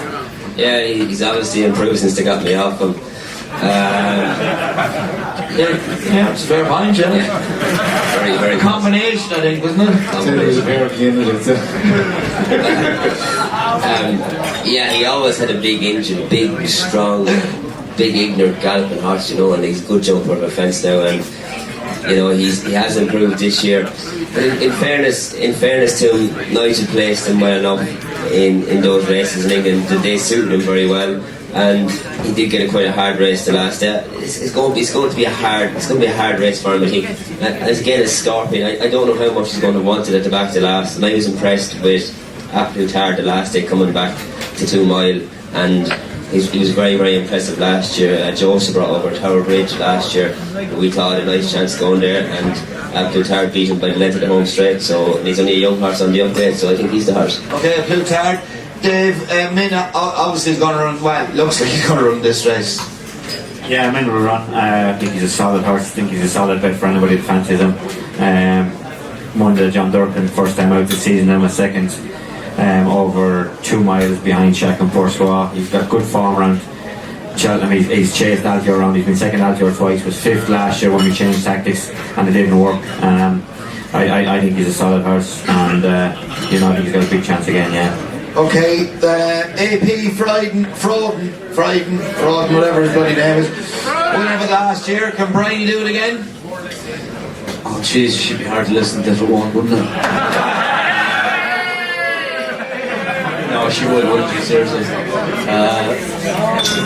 I don't know. I think it's probably maybe a better race this year. I'm with David Casey. I like him. I think he's a very solid horse. I was a little disappointed in the Championships last year, as he said, but I think it was the way they rode him. I just think he's the highest rated horse in the field, and I would be backing him. No, Absolute Tar is definitely an improving horse, but I thought he beat Cheltenham Preview in Leopardstown. Maybe through fitness, he got beat by Ballyocean the first time in Navan. I just think he needs to improve a lot since he beat Cheltenham Preview. I think Min is the one to beat in the runner. So we won't have to listen to Bryony on ITV or any of the racing channels going on about horses. I will be tuned out if that happens to him. What's the you, Bryony Frost fan? I'd agree. I've been nearly reaching for the remote control. I think if she wins, I'll be hitting the mute for a few minutes. Poor old Bryony. He has a chance. I went for Min earlier on, but if Min runs in this race, Min will be odds on probably turning in, but whether you get the job done or not is another thing. He'll be odds on? He will turn in, yeah. Oh, turning in, sorry, right. You don't think he's the most resolute of characters? I don't think he'll get the job done, no. But he will be odds on, I'd say, heading to the second lap. Okay, so what do you fancy to win it? Nearly hope they fall apart and Min wins it. That's a great synopsis, Busty. They made Frozen, Cheltenham Preview not going to run, Delta Walk's not going to run. Rider in the Storm, Keyless Emery's no chance, Pretty Lug is no chance. Mix up in the place! Yeah, you like your place, man. Get the place. Look, I said it, if Min runs in the other race, I think he'll be placed. If he runs in this, you can quote me on it, he will be odds on going to the second lap. But whether he'll win or not, I don't know. But he's the type of horse that needs him to fall apart in front of him. And if it does, he'll win. If it doesn't, he won't. Simple as. Okay, Davy, I can't remember who asked you were on. Lad, shush, please. Please. I think ground conditions won inconvenience, and he's won over course and distance. He takes out all this being a handicap, but past winners of this race have nearly a lot of the time come up through the handicap route and gone on to success. And I do like riders in the Storm, and I have to agree with JJ Scorpion. They're not renowned for hitting the hill full pelt, but I do like a Prostard. I think he's a worthy favourite, and again, he's another 100 gram and Rachel Blackmore horse that is justified favourite. If you fancy a Cheltenham Preview for the Queen Mother, you have to. This one is an absolute certainty. Yeah, it's a fair point. Joel, again, now enhanced price about a blue card off you. Do you want an enhanced price off?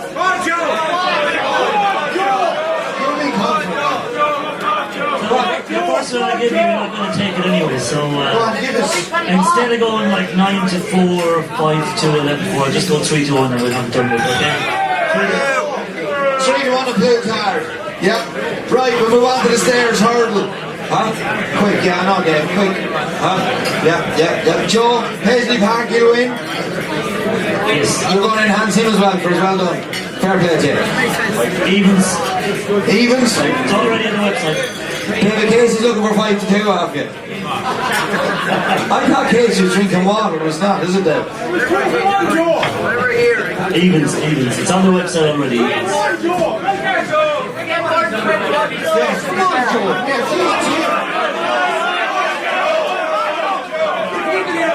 Turned up, they're paying their money. Give them some bit of it. Give, you know, like. Give back to the people. Give it to the people. You're people's man, Joe. I think that's a fair point. After paying their money and having to listen to you sing, I think we better go 64. Well done, Joe. 6 to 4 about Paisley Park. David Paisley, Wilmot's representation. Lads, shush. Where's up? Shut up.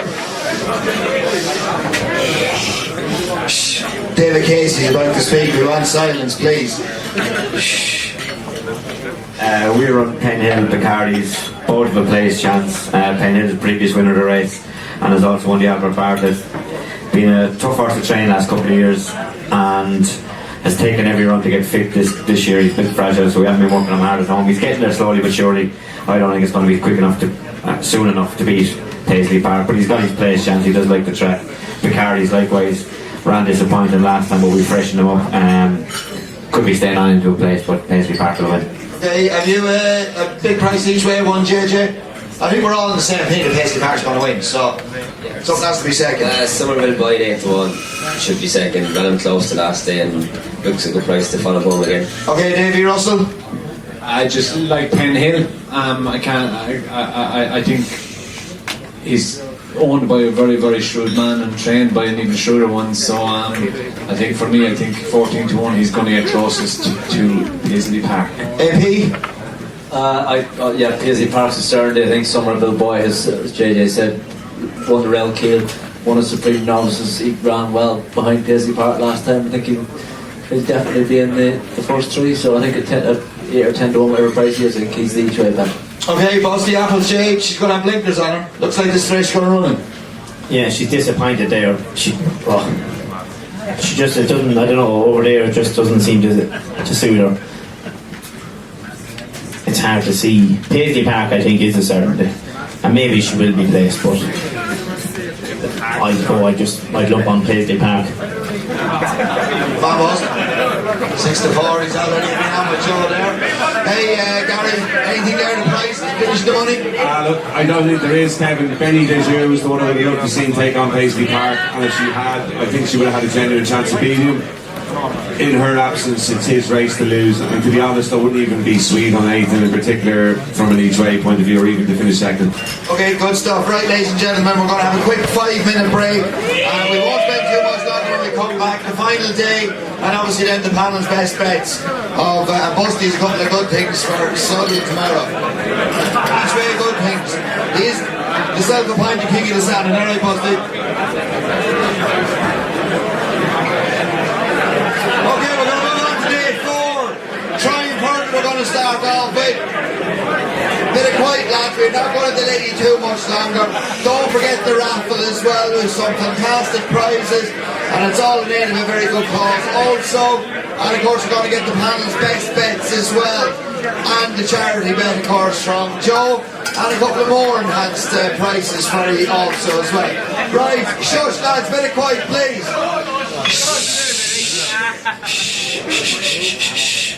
AP McCoy, the Triumph Hurdle. What's your opinion?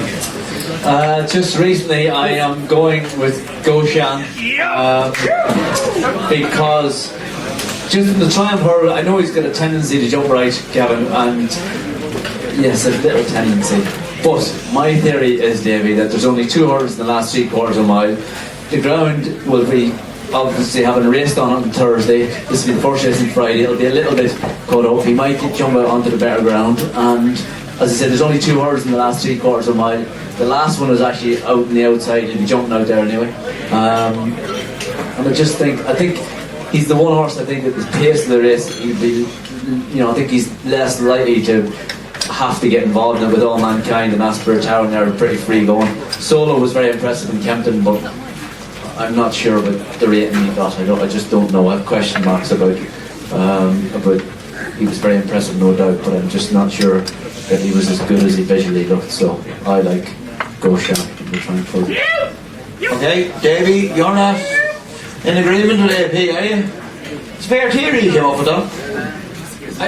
And even trying to convince that his jumping is going to be okay to win a Triumph Hurdle is... He's going to be inside the Guinness tent, and he's going to create mayhem inside there, because there's going to be lads going left, right and centre. He lands, when he jumps a hurdle, he lands inside the wing. It's so difficult. He is, by far, looks to be the best hurdler in the race, and if it was going right-handed and Punchestown, he will win in Punchestown. But I just can't see him. I can't see him jumping right at the first, jumping right at the second, wheeling him around the bend, and Solo, All Mankind, Aspire Tower. It's going to be very difficult. I do think there's going to be an awful lot of pace in the race, and I like a horse called Navajo Pass. of Donald McCain's. yeah, well done. And he got beaten once. He's after winning twice. He's a good, tough, solid horse. Ratings, he's got no chance. 130, I think, 131 or 2.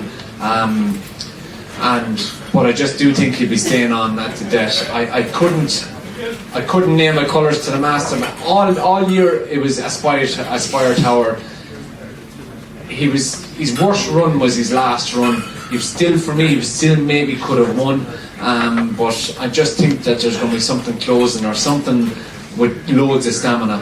It's a real staying track, and I'd just be worried about the top couple in the market for stamina wise. I do like Joseph's horse Cerberus. I think he could be another horse that could close.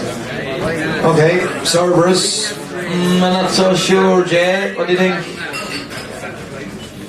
I think the greyhound from Manaberg dog is named after him, isn't he? So he down tools a bit for me in Leopardstown the last day. A bit?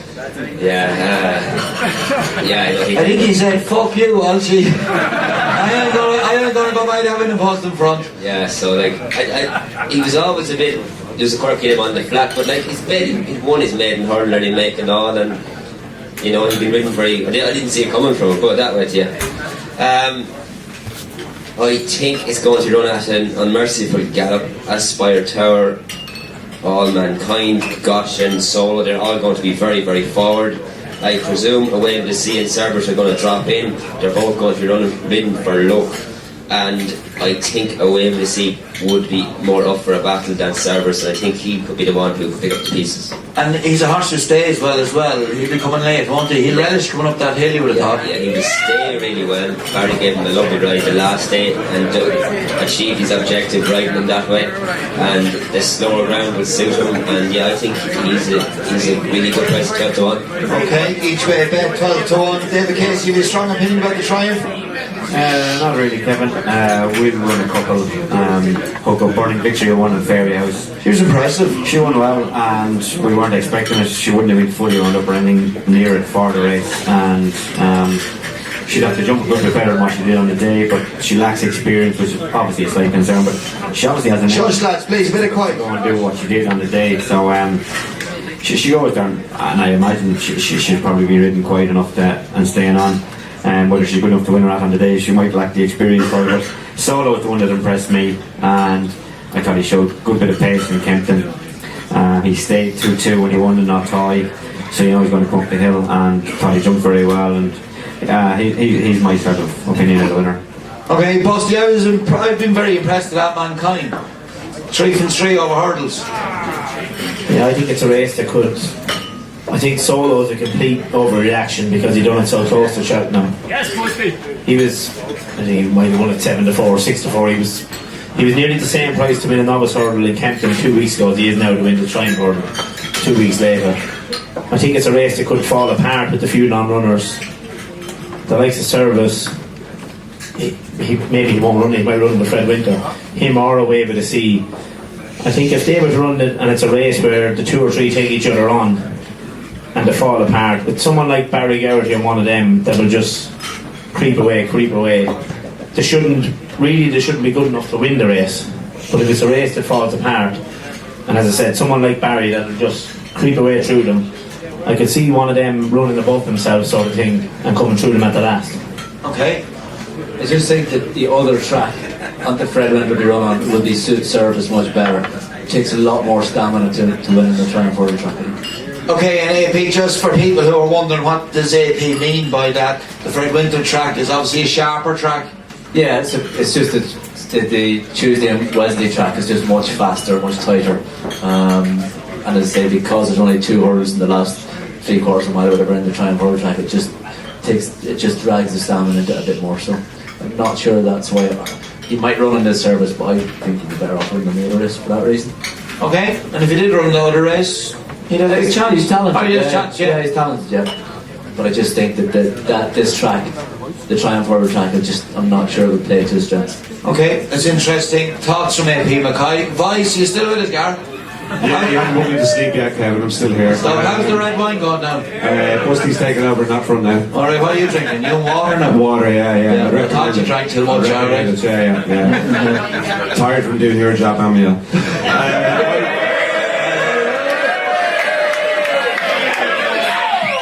Did you want to know the fancy for the time?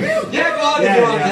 I'll go for Spire Tower. A little bit disappointed to see it fall in Leopardstown last time. Personally, I think he would have won. And if he'd won, he'd be shorter than he is now. I thought on the day it looked as though maybe they tried to give him as easy a race as possible and it might have backfired a bit. I think in hindsight, Connections might have made a bit more use of him.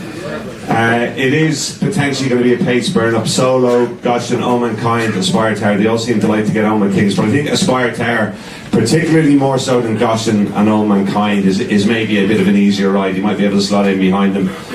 Look, you couldn't say he's a good team by any stretch, but I think he'll be in the first three at least, and 11 to 2 is an each way price, so that's the way I play it. Have you bought shares in Rama Stable, Gary, or what? Well, not as yet, but I do think he could have a very good week, as I might have said earlier. Look, he was... most years in Cheltenham, it's Gordon Elliott, Willie Mullins and Nicky Henderson. They're the big three. I'm not saying Henry de Bruyne will be top trainer this year. That's probably asking a little bit too much. But I think he might break up that triumvirate, the three that usually dominate. He had 2 winners there last year, and I think he's got a lot of really good chances this year. This is one of them. Okay, that's an interesting point. We're going to move on to the Albert Bartlett. Gary, we'll start off with you. You're a big fan of monkfishes. Yeah, well, I think the only negative about Monkfish for me, Kevin, all along has been the price. We were at Thurles when he won. I think it was in January time. Very, very impressive that day. I had it in my mind actually to have a few quid on him for this after the race. Lads, a bit of quiet, please. We're nearly there. He was a little bit shorter than I thought he would be, and actually just shows what a judge I was. He's actually got shorter and shorter ever since then. So look, I don't know, does that suggest there's a lot of confidence in the Mullins camp for him? He's a good horse on what I've seen, but you'd have to say Time Hill is the class act here, and once this doesn't turn into a slog, unless the ground is very, very testing on the last day, this horse hasn't been 3 miles before, but he's got very good form. He's won every race he's run over hurdles. He was third to Envoy Allen in the bumper last year. That's top form as well. I would think class will out here. I know AP will tell you, and he's quite right, it's a race that the outsiders have dominated in recent years. If the ground gets heavy, that could well happen again. But if it's no worse than soft, I think Time Hill will be too good for this. Okay, and have you one of those big price ones that you might suggest could finish in the money? Well, my learned colleague here, I think, might mention Fury Road. He's a bit better than he ran at Leopardstown last time. 14 to 1's probably fair enough without him.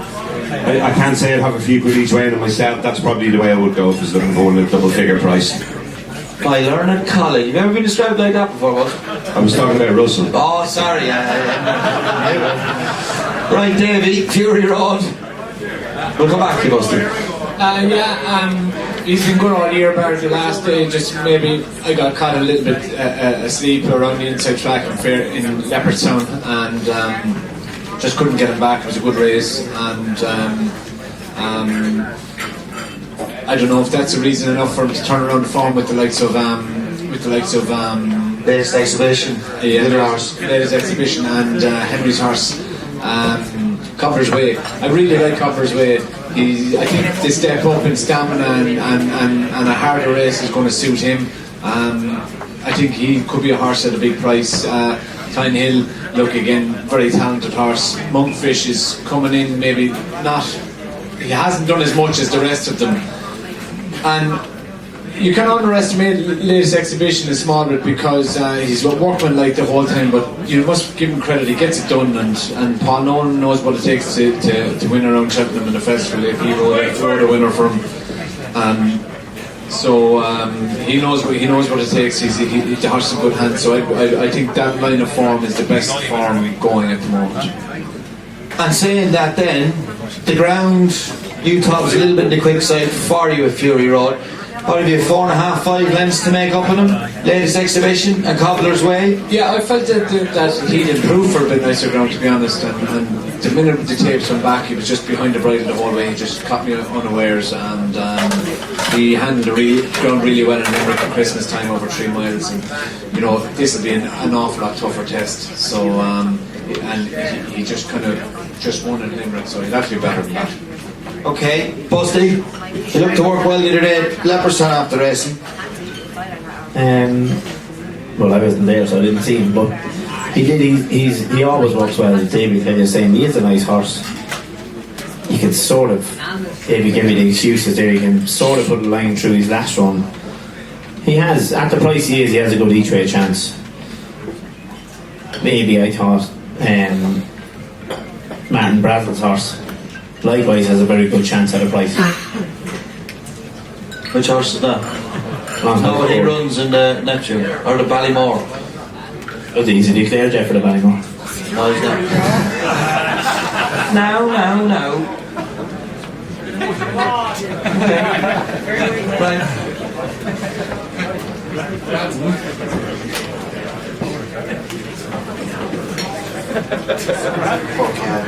Okay, right, so Longhouse Board, basically. Fury Road has a good chance, but you're telling me he's not going to run, but if he runs, Longhouse Board has a chance too. Yeah, no, Longhouse Board. Martin Brazel said last week that he was going to run him in the, because obviously Sean Mulrine sponsors the Ballymore, so now obviously that can change as well. Right, Fury Road, you wouldn't put anyone off having a few good each way in them? Yes or no, Busty? No, I'd have some each way in them, yeah. Okay, good stuff. AP? Yeah, Kev, it is a race that favourites have struggled in the last 5 or 6 years. I think the shortest price one in the last 6 years, I think it was 14 to 1. One of them won at Pine Hill is a good horse, but he's going to have to really stay in this. I think Ramsey the Tie is a bit of value. I think he's been second in a Welsh National. He's a hardened horse. I think this will, he needs to tough it out to win on this track. I think he's a bit of value. I do like latest exhibition, but just the horse at the bigger price, Ramsey the Tie, and Lieutenant Rocco of Shush lads, please. Lieutenant Rocco of Colin Tizards was very impressive winning Warwick the last time, and he won Chepstow before that. So those are 2 horses, I think, just the bigger prices, I think. Ramsey the Tie and Lieutenant Rocco. Okay, JJ. Shush lads, please. I think Joseph's going to run Sempo here. He's 16 to 1. His form ties in well with Copper's weight. He only beat him half a length in Leopardstown. He was staying on the whole way to the line. If the ground dries out, I think he's got a big chance. He looked at that track, and he's a big galloping horse, and he stood well this morning. So I think he'll be on the premises. Okay, he's a 16 to 1 shot. You wouldn't put anyone off having a few quid each way in him? No, as long as we can keep Davy off his back, I think we've got a chance. Why are you not a fan of Davy? I'm hoping I'll be on with you. saying you're a better rider than Davy? No chance of that. But sounds that way, Davy, doesn't it? The first day he ran, you're saying Davy's giving him bad rides? He gave him a beautiful ride, but the first day he ran, the owner was more excited with the report Davy Russell gave him than how well his horse had run. He's some man to talk shite, that was near us, to be fair. And after he won in Thurles, we were in the Isn't he, Chris? We were in the winners' enclosure in Thurles, and it was great. He won really impressively, and the owner was there. Lads, please. And Davy comes out of the blue, comes flying into the winner's circle, and he's like, Jesus, well done, he's the greatest horse I've ever seen. And outweigh him again, but Bereston doesn't miss a beat. Took the shine off your win. You still went home to check, JJ, didn't you? After all that shit you have to talk.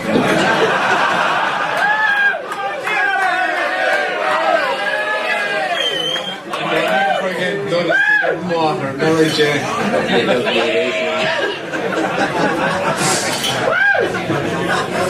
David Casey, you're going to be well represented. You're going to have quite a few runners in it. A few.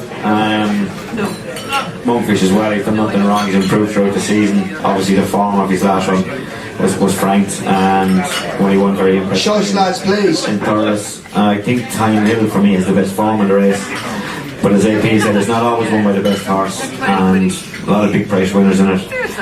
Profile says you've got to have a lot of runs, a lot of experience going into the race, and listen, I think you make a case for 5 or 6 or 7 at the top of the market. I'll give you an each way price, 25 to 1 shot, 33 to 1 shot. Janadil, who won this race, got a lot of experience, second season novice, and Hasn't run over a trip, but a good ride, relaxes in his race, and could get placed for the big prize. He's one of the forgotten horses of your team, isn't he? He's won, what, 2 handicaps this season now? Yeah, he's won his 2 handicaps, so, and a maiden. Okay. Janadil, did you all get that? 25 to 1 shot. Right, we're going to move on to the Gold Cup. David Casey, we're going to start off with you. It obviously sounds like there's a good few album photo fans here. How is he? How does he come out of his prep run at Christmas time? And can he win another Gold Cup? He's absolutely flying, and he's an absolute certainty.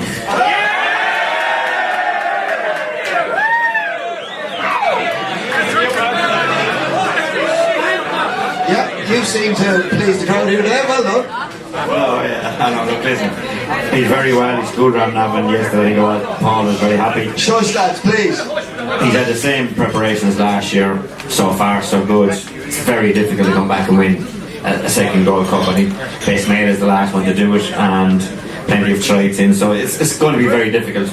It's a competitive race. Listen, we're happy with the way he is at the moment, and if he gets a bit of luck on his side, who knows what will happen. Santini for me, I can't have absolutely despise those for whatever reason. I hate him. Listen, he's loads of ability, and maybe he'll win, I don't know, but there's something about him every time I look at him, I think something about him that doesn't fit right with me. Delta work has been Shush lads, please. You've got to give him a huge chance. Lost in translation. Take out his run to King George. He'd start short price favourite. Presenting Percy, he's been banging down all the big races. Ken by the same. I think the ground, if it was dry, would bring him into it. Mona Lee ran well, but you know, listen, Album he's still the reigning champ, so I still think he's the one to beat. He's done nothing wrong, and hopefully he'll go there and put up a good show. Okay, Busty, Delta work. How is he? How is he coming out of Leopardstown? Oh, you weren't there in Leopardstown either? No. He's Chase some assistant you are. have to keep the show on the road. He was he's because of when he won at Christmas, he was only sort of, lads, please, we're nearly there, please. he was probably 75%, 8% fit, and he won at Christmas when you wouldn't think he would. So I think he learned a bit from that. So he's a funny horse. In a race he settles, but at home he wears a hood every day at home. He's very hard on himself, so he probably gets himself fitter than you think he is because he's always in your hands. So he learned a bit from that when he won at Christmas, thinking he needed to run. He went and won. He's went and won again. His first run this year was poor, but he had an excuse after. If you go back to last year's, he's run up a lot of wins in a row. If you couldn't fault that, and he's done. Last year in Cheltenham, this man won't agree with me. Probably he won't like me saying it, but I didn't think it was his finest hour. The man not beside me, 2 down from me. And it's not Jim, it's the man in the middle. But he's entitled to get the odd ball, not a bad boy. But Jeez, he's hard to please, Busty Davy, isn't he? He might disagree with me. Would you disagree with me? I wouldn't dare. Busty, you obviously backed the horse, didn't you? Last year? Yeah. No, 2 years ago I backed the horse that he beat. Glen Low. And I was in the rotunda and I was roaring louder than the missus.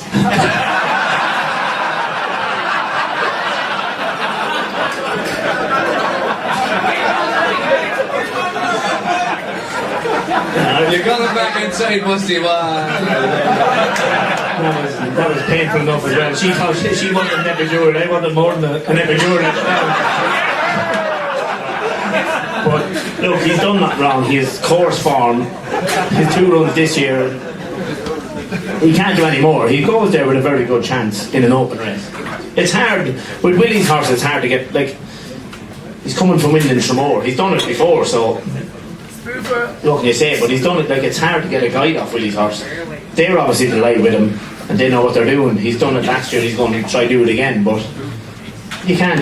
There's no way he can knock Delta work. He goes there with a very good chance. Yeah, you wouldn't swap him for anything? No, you wouldn't swap him. No. You going to back him? Yeah, I don't know. We'll see on the day. If I'm winning a few pounds there, John, the week never. He's in the rotunda, mate. AP, total neutral view on the Gold Cup. it's the most open Gold Cup for a long time, Kevin, in that these lads are making good cases for the horses. Both Albion Photo and Delta Work. Nicky Henderson said yesterday that Santini has never been better, couldn't have any better, lost in transition. You know, they thought after Betfair chasing him out in the Gold Cup. Paul Nichols said that Clandazzobo the other day. I said, oh, he can't win the flat track horse, he nearly took my head off. I like presenting Percy.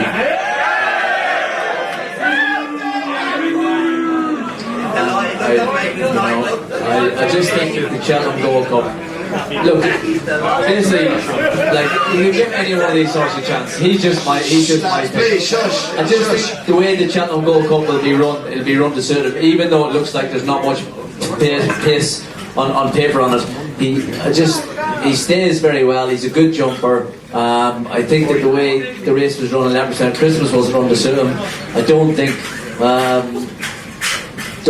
that it probably was run to suit him either last time in Leopardstown. He's just one of them horses. The Gold Cup is all about stamina, and 3 miles, 2.5. He is a horse that's won over 3.5 miles, or 3 miles 5. He's a really good stayer, and I think the way he'll be ridden, I think he's got only Davy Russell can fuck it up. So.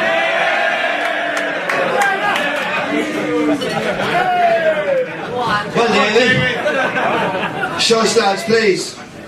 Yeah, look, he's a very good horse. He's got great course form. Okay, he blew out last year, but you'll have to give him some bit of forgiveness. He only had the one run and it was over hurdles. So look, I'm hopeful that we still have to get to Delta Work and Mona Lee. You know, so, and Album Photo. There's Ken Boy. They're all ahead of him on recent form, but I'm just hoping that the track will bring improvement into him, and so that's all I have really, is that the track will bring improvement. He kicked the railing last year on the way to the start, please listen. He had an injury after the race, which was well documented. So, you know, I'm sure Pat will have him in tip-top shape going there, and fingers crossed he can run a nice race. If he'll be placed, to be great, and we'll see after that. And Davy, obviously, he's had last year, as AP said, totally troublesome lead up to it. We all know what happened to him, as you have alluded to there. But this year, I know he hasn't won, but his progression and his programme has been a lot more straightforward. Yeah, I'm not so sure his progression. Really, JJ rode him in Punchtown. I got the coronavirus there one day. JJ rode him, and I was really looking forward to him after that. I thought, geez, that was a lovely run, and he'll come on from it over 2.5. And he just, in Leopardstown, the first day, he just turned again. I'm really happy he'll come on from it. And he goes out and he runs the same race again. So, you know, it's hard to know. I just hope for that the track will be an improvement. It's a very good race. And if you stop the turning in Leopardstown, you call you the winner because you were travelling by far and away the best. Visually it looked that way. Yeah, and he usually gets the line well, and I was encouraged to ride him that way, so that's the way I rode him, and I don't think it would have done him any harm. I think hopefully the experience will stand to him. Davy, there's a man here on side who just wants to ask you a quick question.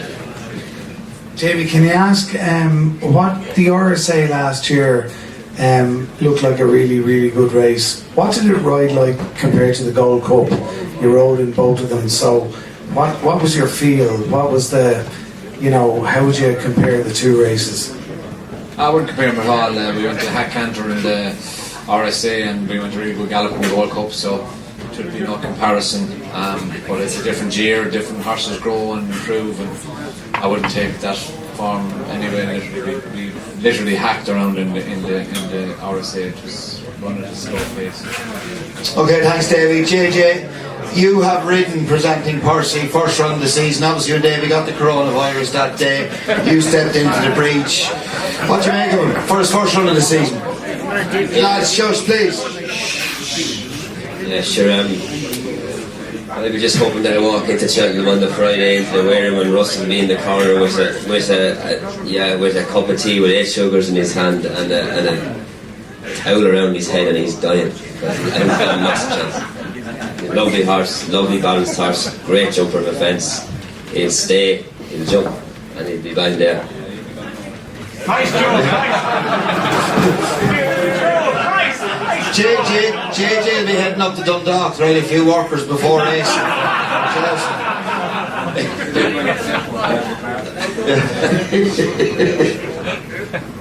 No, I think he's got a massive chance, and he'll stay. And he's. I was watching him, obviously watching him very closely after I rode him, and I was very impressed with both his runs. And the word on the street is that he's supposed to be flying, so I think he's got a massive chance. What street is that now? I don't think there's any streets left down in Athenry because they're all on the lawns, I think. That they go around. Yeah, the boys in the west. The boys in the west. The Garvey.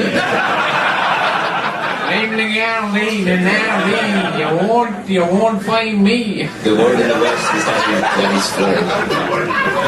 JJ, where can you see the improvement come from to turn it around with Delta work?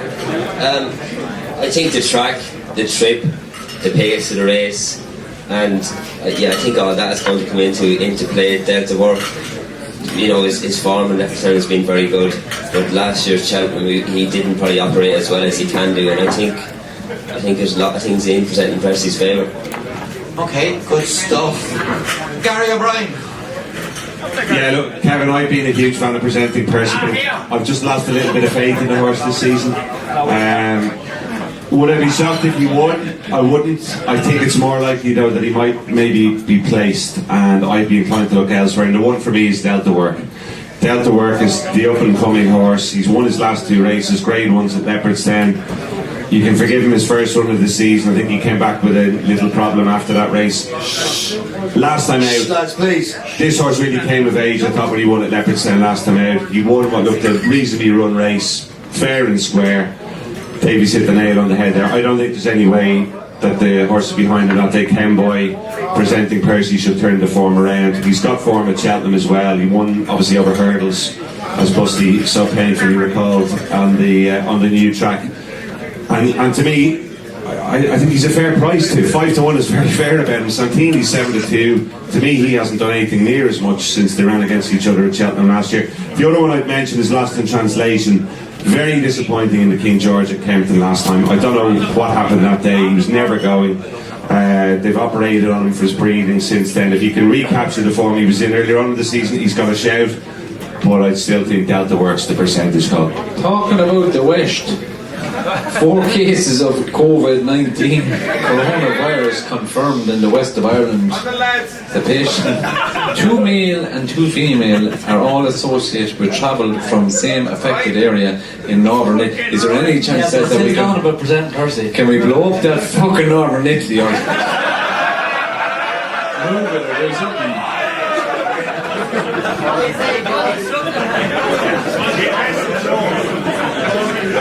Thanks for that intriguing news, David.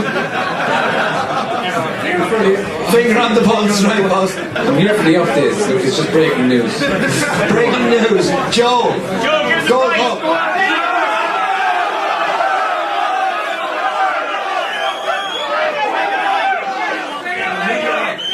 We wanted to price top Santini, but wasn't like this.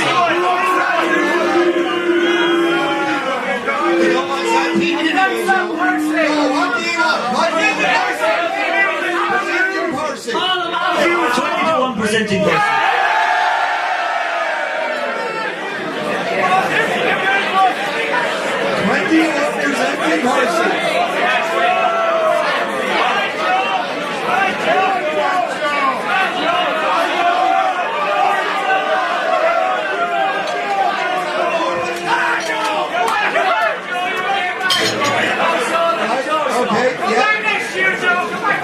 Yeah, no, sure, like a Joe shot. Himself and Busty are definitely booked back in for next year. Right, Gary O'Brien, some of the horses in the handicaps and that, some of your best bets in the festival that we haven't touched on yet. The standout for me, Kevin, in the handicaps is a horse called Relegate in the Pertemps final. She won the bumper a couple of years ago when trained by Willie Mullins. I actually, just over a year ago, was fancying her to win one of the grade 1 novice hurdles. She got injured, didn't run. here we are a year on, and she's up bottom weight in the Pretemps final, which to me she looks absolutely chucked in. You might say it's a bit of a negative. She's not trained by Willie Mullins anymore, but she's not exactly gone to a clown. She's gone to a fella that trained Brave Inca to win a champion hurdle and Big Zeb to win a champion chase. Colin Murphy's a very, very good trainer, and Relegate would be my pick in the handicaps. The other ones I'd watch out for at the Acorn. I don't know whether he's definitely going to run or not, but he's definitely very well handicapped horse. Really unlucky at Leopardstown last time. He got hampered by a couple of fallers. Still was in the mix until late on. Maybe he might be kept for the Irish National instead, I don't know. And I think we mentioned the Boodles, the Fred Winter earlier on. Gordon Elliott's got a good team for that. The one I'd like is Tronador, who carries the same colours of Vanera Charm, who won it a couple of years ago. I think he'll come up the hill well and give you a good run for your money at 12 to 1. Have you had any bets yet? Do you like to back a couple of horse Santi post a bigger prices? Have you backed anything yet? Yeah, Relegate, Manila Indo, and I backed the Spire Tower a while back as well. Wouldn't be as confident about him maybe now, but I still think he'll run a big race. Okay, Busty, some of the garden horse that you fancy? In some of the race we haven't touched on, the handicaps and that. We'll get one after the Sunday tomorrow after. No, shush lads, please. Busty will give you a couple now if you listen to him. I'll go for whichever one. Ravenhill will probably run in that, what used to be the 4 mile, I don't know what it is now, 3 mile 6 or whatever, in that race, the first day. If he runs in the Kimura, whichever race he runs in, he's a very good chance. He has a really good race in him, and with Jamie Codd riding him, that's half the battle over there, you know what I mean? So whichever, I think he'll go the first day in the 4 mile, 3 mile, whatever that amateur race is. And in the Martin Pipe, if he gets in, the Boss's Oscar will have a very good chance. We'd have any amount of mentor in it, but if he was to get in, he'd be the one I'd go for. And then maybe in the pre-temps we have Sir de Burley and the Storyteller. 2 of them are qualified. The 2 of them are probably lucky to qualify for the race. And now I thought Davy Russell done a brilliant job qualifying the Storyteller at Leopardstown. That's what we're saying. He was lucky just to manage to get into the qualifying spot. He just managed 6th on the line. He just snuck in. But JJ7 wouldn't have finished 6th in the money, Davy. The two of them have a chance. What about Galvin? Yeah. He would have a chance. I don't know. He'll need to. Davy's ridden him a few times. He would have a chance, wouldn't he? Better on drier ground for sure. What about Dancy? Dancy would have a good chance in the county hurdle. He's where is it in this? He's a bigger price in this, I think, than he actually is. He's ran in a couple of. Shush lads, please. He's ran a couple of them races in Leopardstown with plenty of runners, and that'll stand to him where he's had the experience of being knocked about and stuff. That'll stand to him. He definitely at a big price, he has a good chance, yeah. Okay, AP, some of the race we haven't touched on. What have you heard of the grapevine, or what do you fancy? John Neal is a mare running in the Brown Advisory Plate. Annie Mack, who I think is still unexposed. She's won her last 3 chases, and she's only a novice. I think she's one that is interesting. Someone told me earlier on that they fancied Breland Das in the Grand Isle. I suppose you could fancy him. He was placed in it before, just hasn't performed as yet. I like the way you're thinking in the Martin Pipe, but there's a lot of horses fancied in that, so it's very tough. And I know that there's a horse that Philip Hobson as well, Pylon, that's really well fancied. Tom Seagal really fancies him, really good judge, really fancies Pylon, but I think Annie Mack has a good chance to Brown Advisory Plate, John does. Okay, Davy, any races we haven't touched on yet? No, I'm not sure. Busty's knows more about it than I do, and I do like the Darren Daughter 25 to 1. I think she's a great price. Okay, JJ. Just looking at them horses at JP's, Kevin, and the handicaps. They count the Fred Winter. There's Aramax, Nick Pastor. I actually think Service should run that race. But they're 2 really well fancied horses. And it's the same with the Pretemps, Sir de Burley and Phoenix Way. I wouldn't know which which one of them do you fancy? You'd be delighted if one of them wins. So they're horses that could improve, but they've got their chances. Okay, good stuff, JJ. Joseph is sending over a smallish team this year, but he has, I think, Embittered goes for the county hurl. Judge lads, please. Yeah, I like Embittered. He was 5th in the Ladbroke. His first run in the handicap at Leopardstown ran very well. He was 3rd in Grade 1 before that. And as a novice, I think he's got a good chance. And Front View in the Market Pipe is a nice horse. Ran well in Thurles the last day. I think Front View. He's just a nice horse, does he know? No, he's a nice horse. Very nice horse, he's a nice horse. Yeah, no, he is. The case is just actually after getting the coronavirus, isn't it? Too close to you. Yeah, he beat Utrecht in his maiden. Lads, please. He beat Utrecht in his maiden hurl in Cork. Beat him quite well. Utrecht is a fair horse now. What happened to him the last day? In Thurles? He lovely run. It's stepped into the step up from a maiden into a graded race. It's a nice jump up and got well beaten by a nice horse of Willie's. I think that was all. I think they were hiding a little bit, Kevin. Were you hiding a little bit, Jen? I wasn't riding. I was in the 3rd on assembly, he ran quite well. Alright. Were you hiding a little bit? What? Were you hiding a little bit? I know, I had not another ounce left.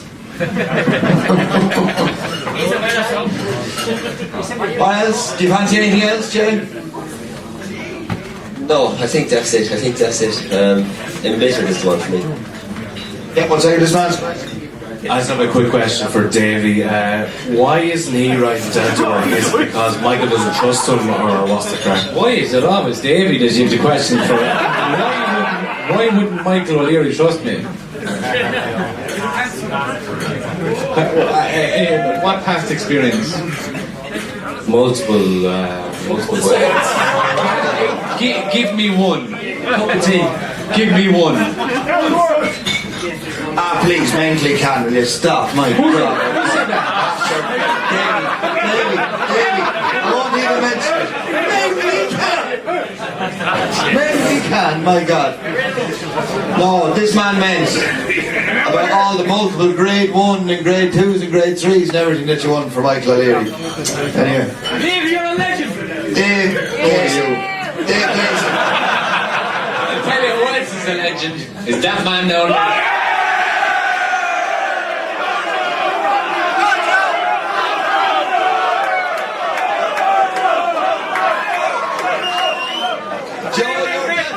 Next year, there's no doubt about it. Right.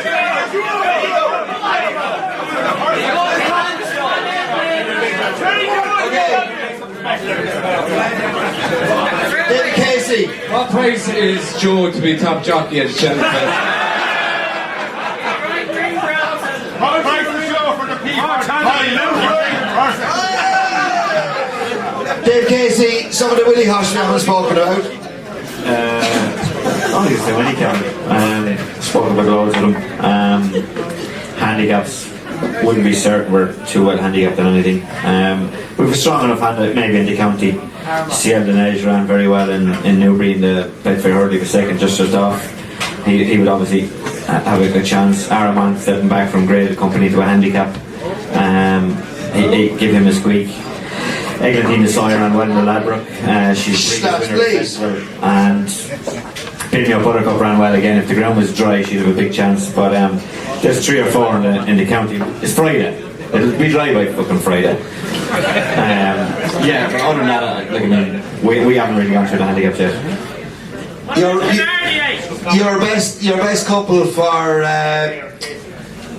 give us a couple of the ones that you most fancy. Willie Mullins is over it. I fancy Penny to do it will win. I think the Bumbars will be very hard to beat. I think Alaho, very hard to keep out of the tree and any novice chase. Okay. Yeah. What's that one you told us last night? If you were here. We mentioned him earlier. Alright, oh sorry, I wasn't here for that one. Okay, right, Joe, we have charity bets, yeah? A monkey man, is it? Stop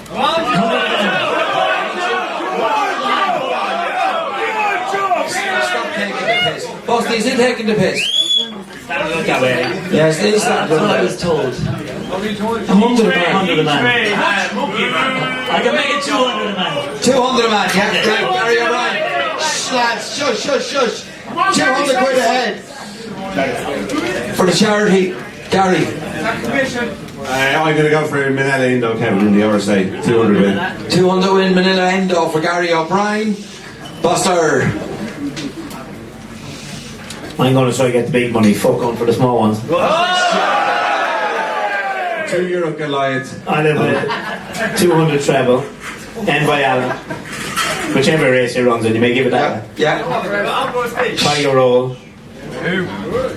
And Paisley Pack.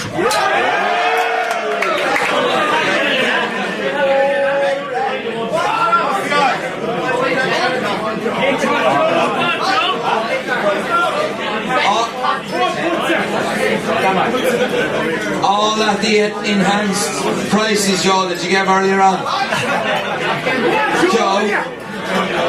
I'm working on it. Okay.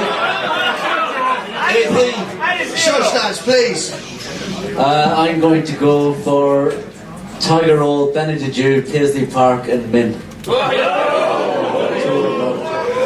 again. What are the three of them again? Four. Tiger Roll, Paisley Park, Benedict, and Mint. Ooh. You're right, boss, that's four. Davy? I'm going to have 50 each way on Darling Daughter in the bunker. And I'm going to have the Manila Treble, Manila Melody, Manila Rocco, and Manila Indo. 100 quid on the three Manilas. At about 250 to 1.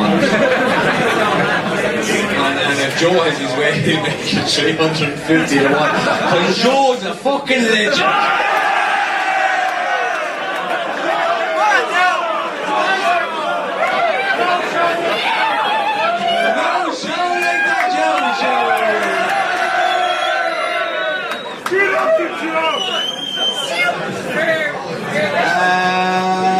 JJ. Joe, I hope you've all these taken down now, man. Yeah. Bring the boss. B45.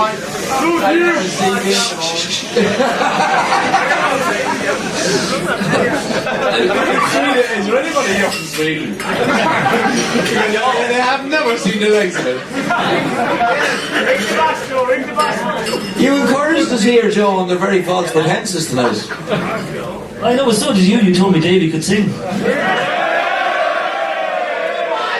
Down the glen came McAlpine's men with their shovels slung behind them. 'Twas in the pub they drank us up, and up in the spike you'll find them. I tell you, Tyson Fury robbed me song. I can't sing it anymore.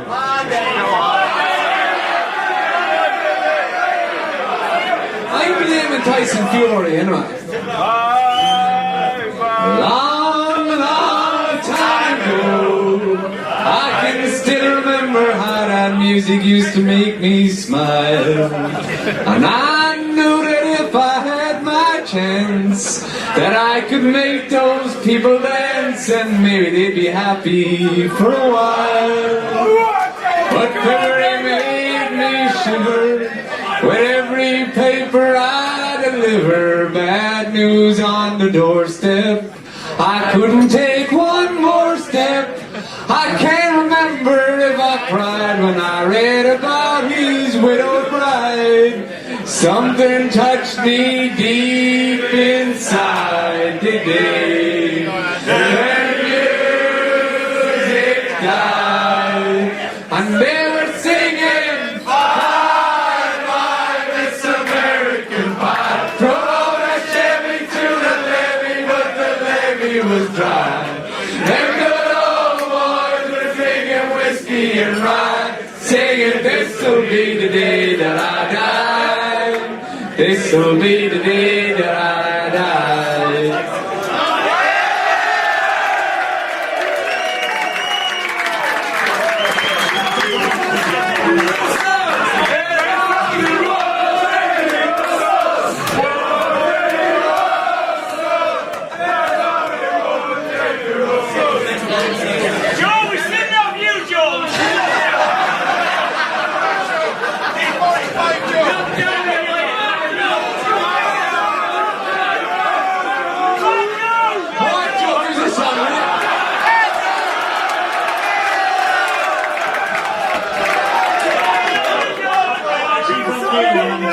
suffered enough in Dublin for that. On the green and red and narrow, I can see it still.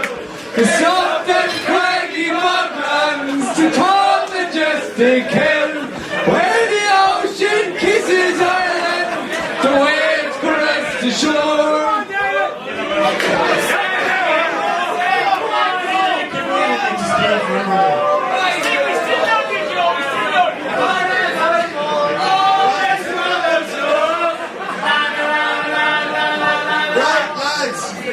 I'm feeling fair sorry for poor old JJ Slevin. He needs to follow that one.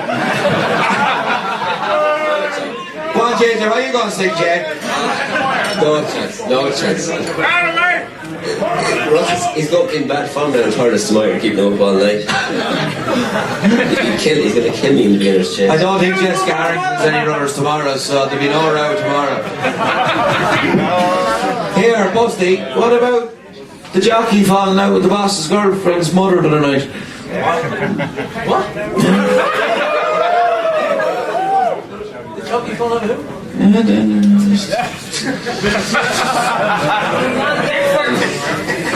I'd say now, if Jessie has her way, Davy won't be invited to the wedding. Gordon won't be invited to the wedding.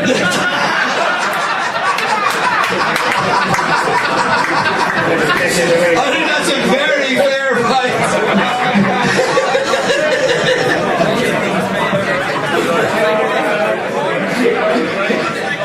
Right, JJ, take 3. You might even know! Charity, guys. Go on, No. JJ, just pick yourself up and go home for your going with a job this time. It's all going on presenting Percy each way. At 20 to 1 that Joe gave you.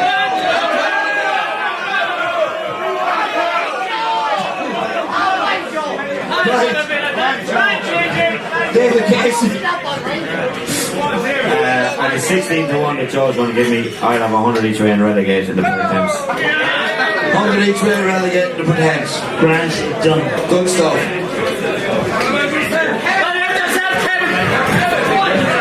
Do I get one as well, Jay? Joe? Yeah? You were late, it should really be 50 each way, but go on. What? I said because you were late, it should really only be 50 each way.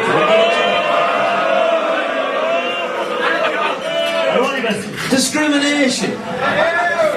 50 each way. No, 200. You have 200. Yeah. No. 50 each way Ardawan in the Mayor's Novice Hurdle.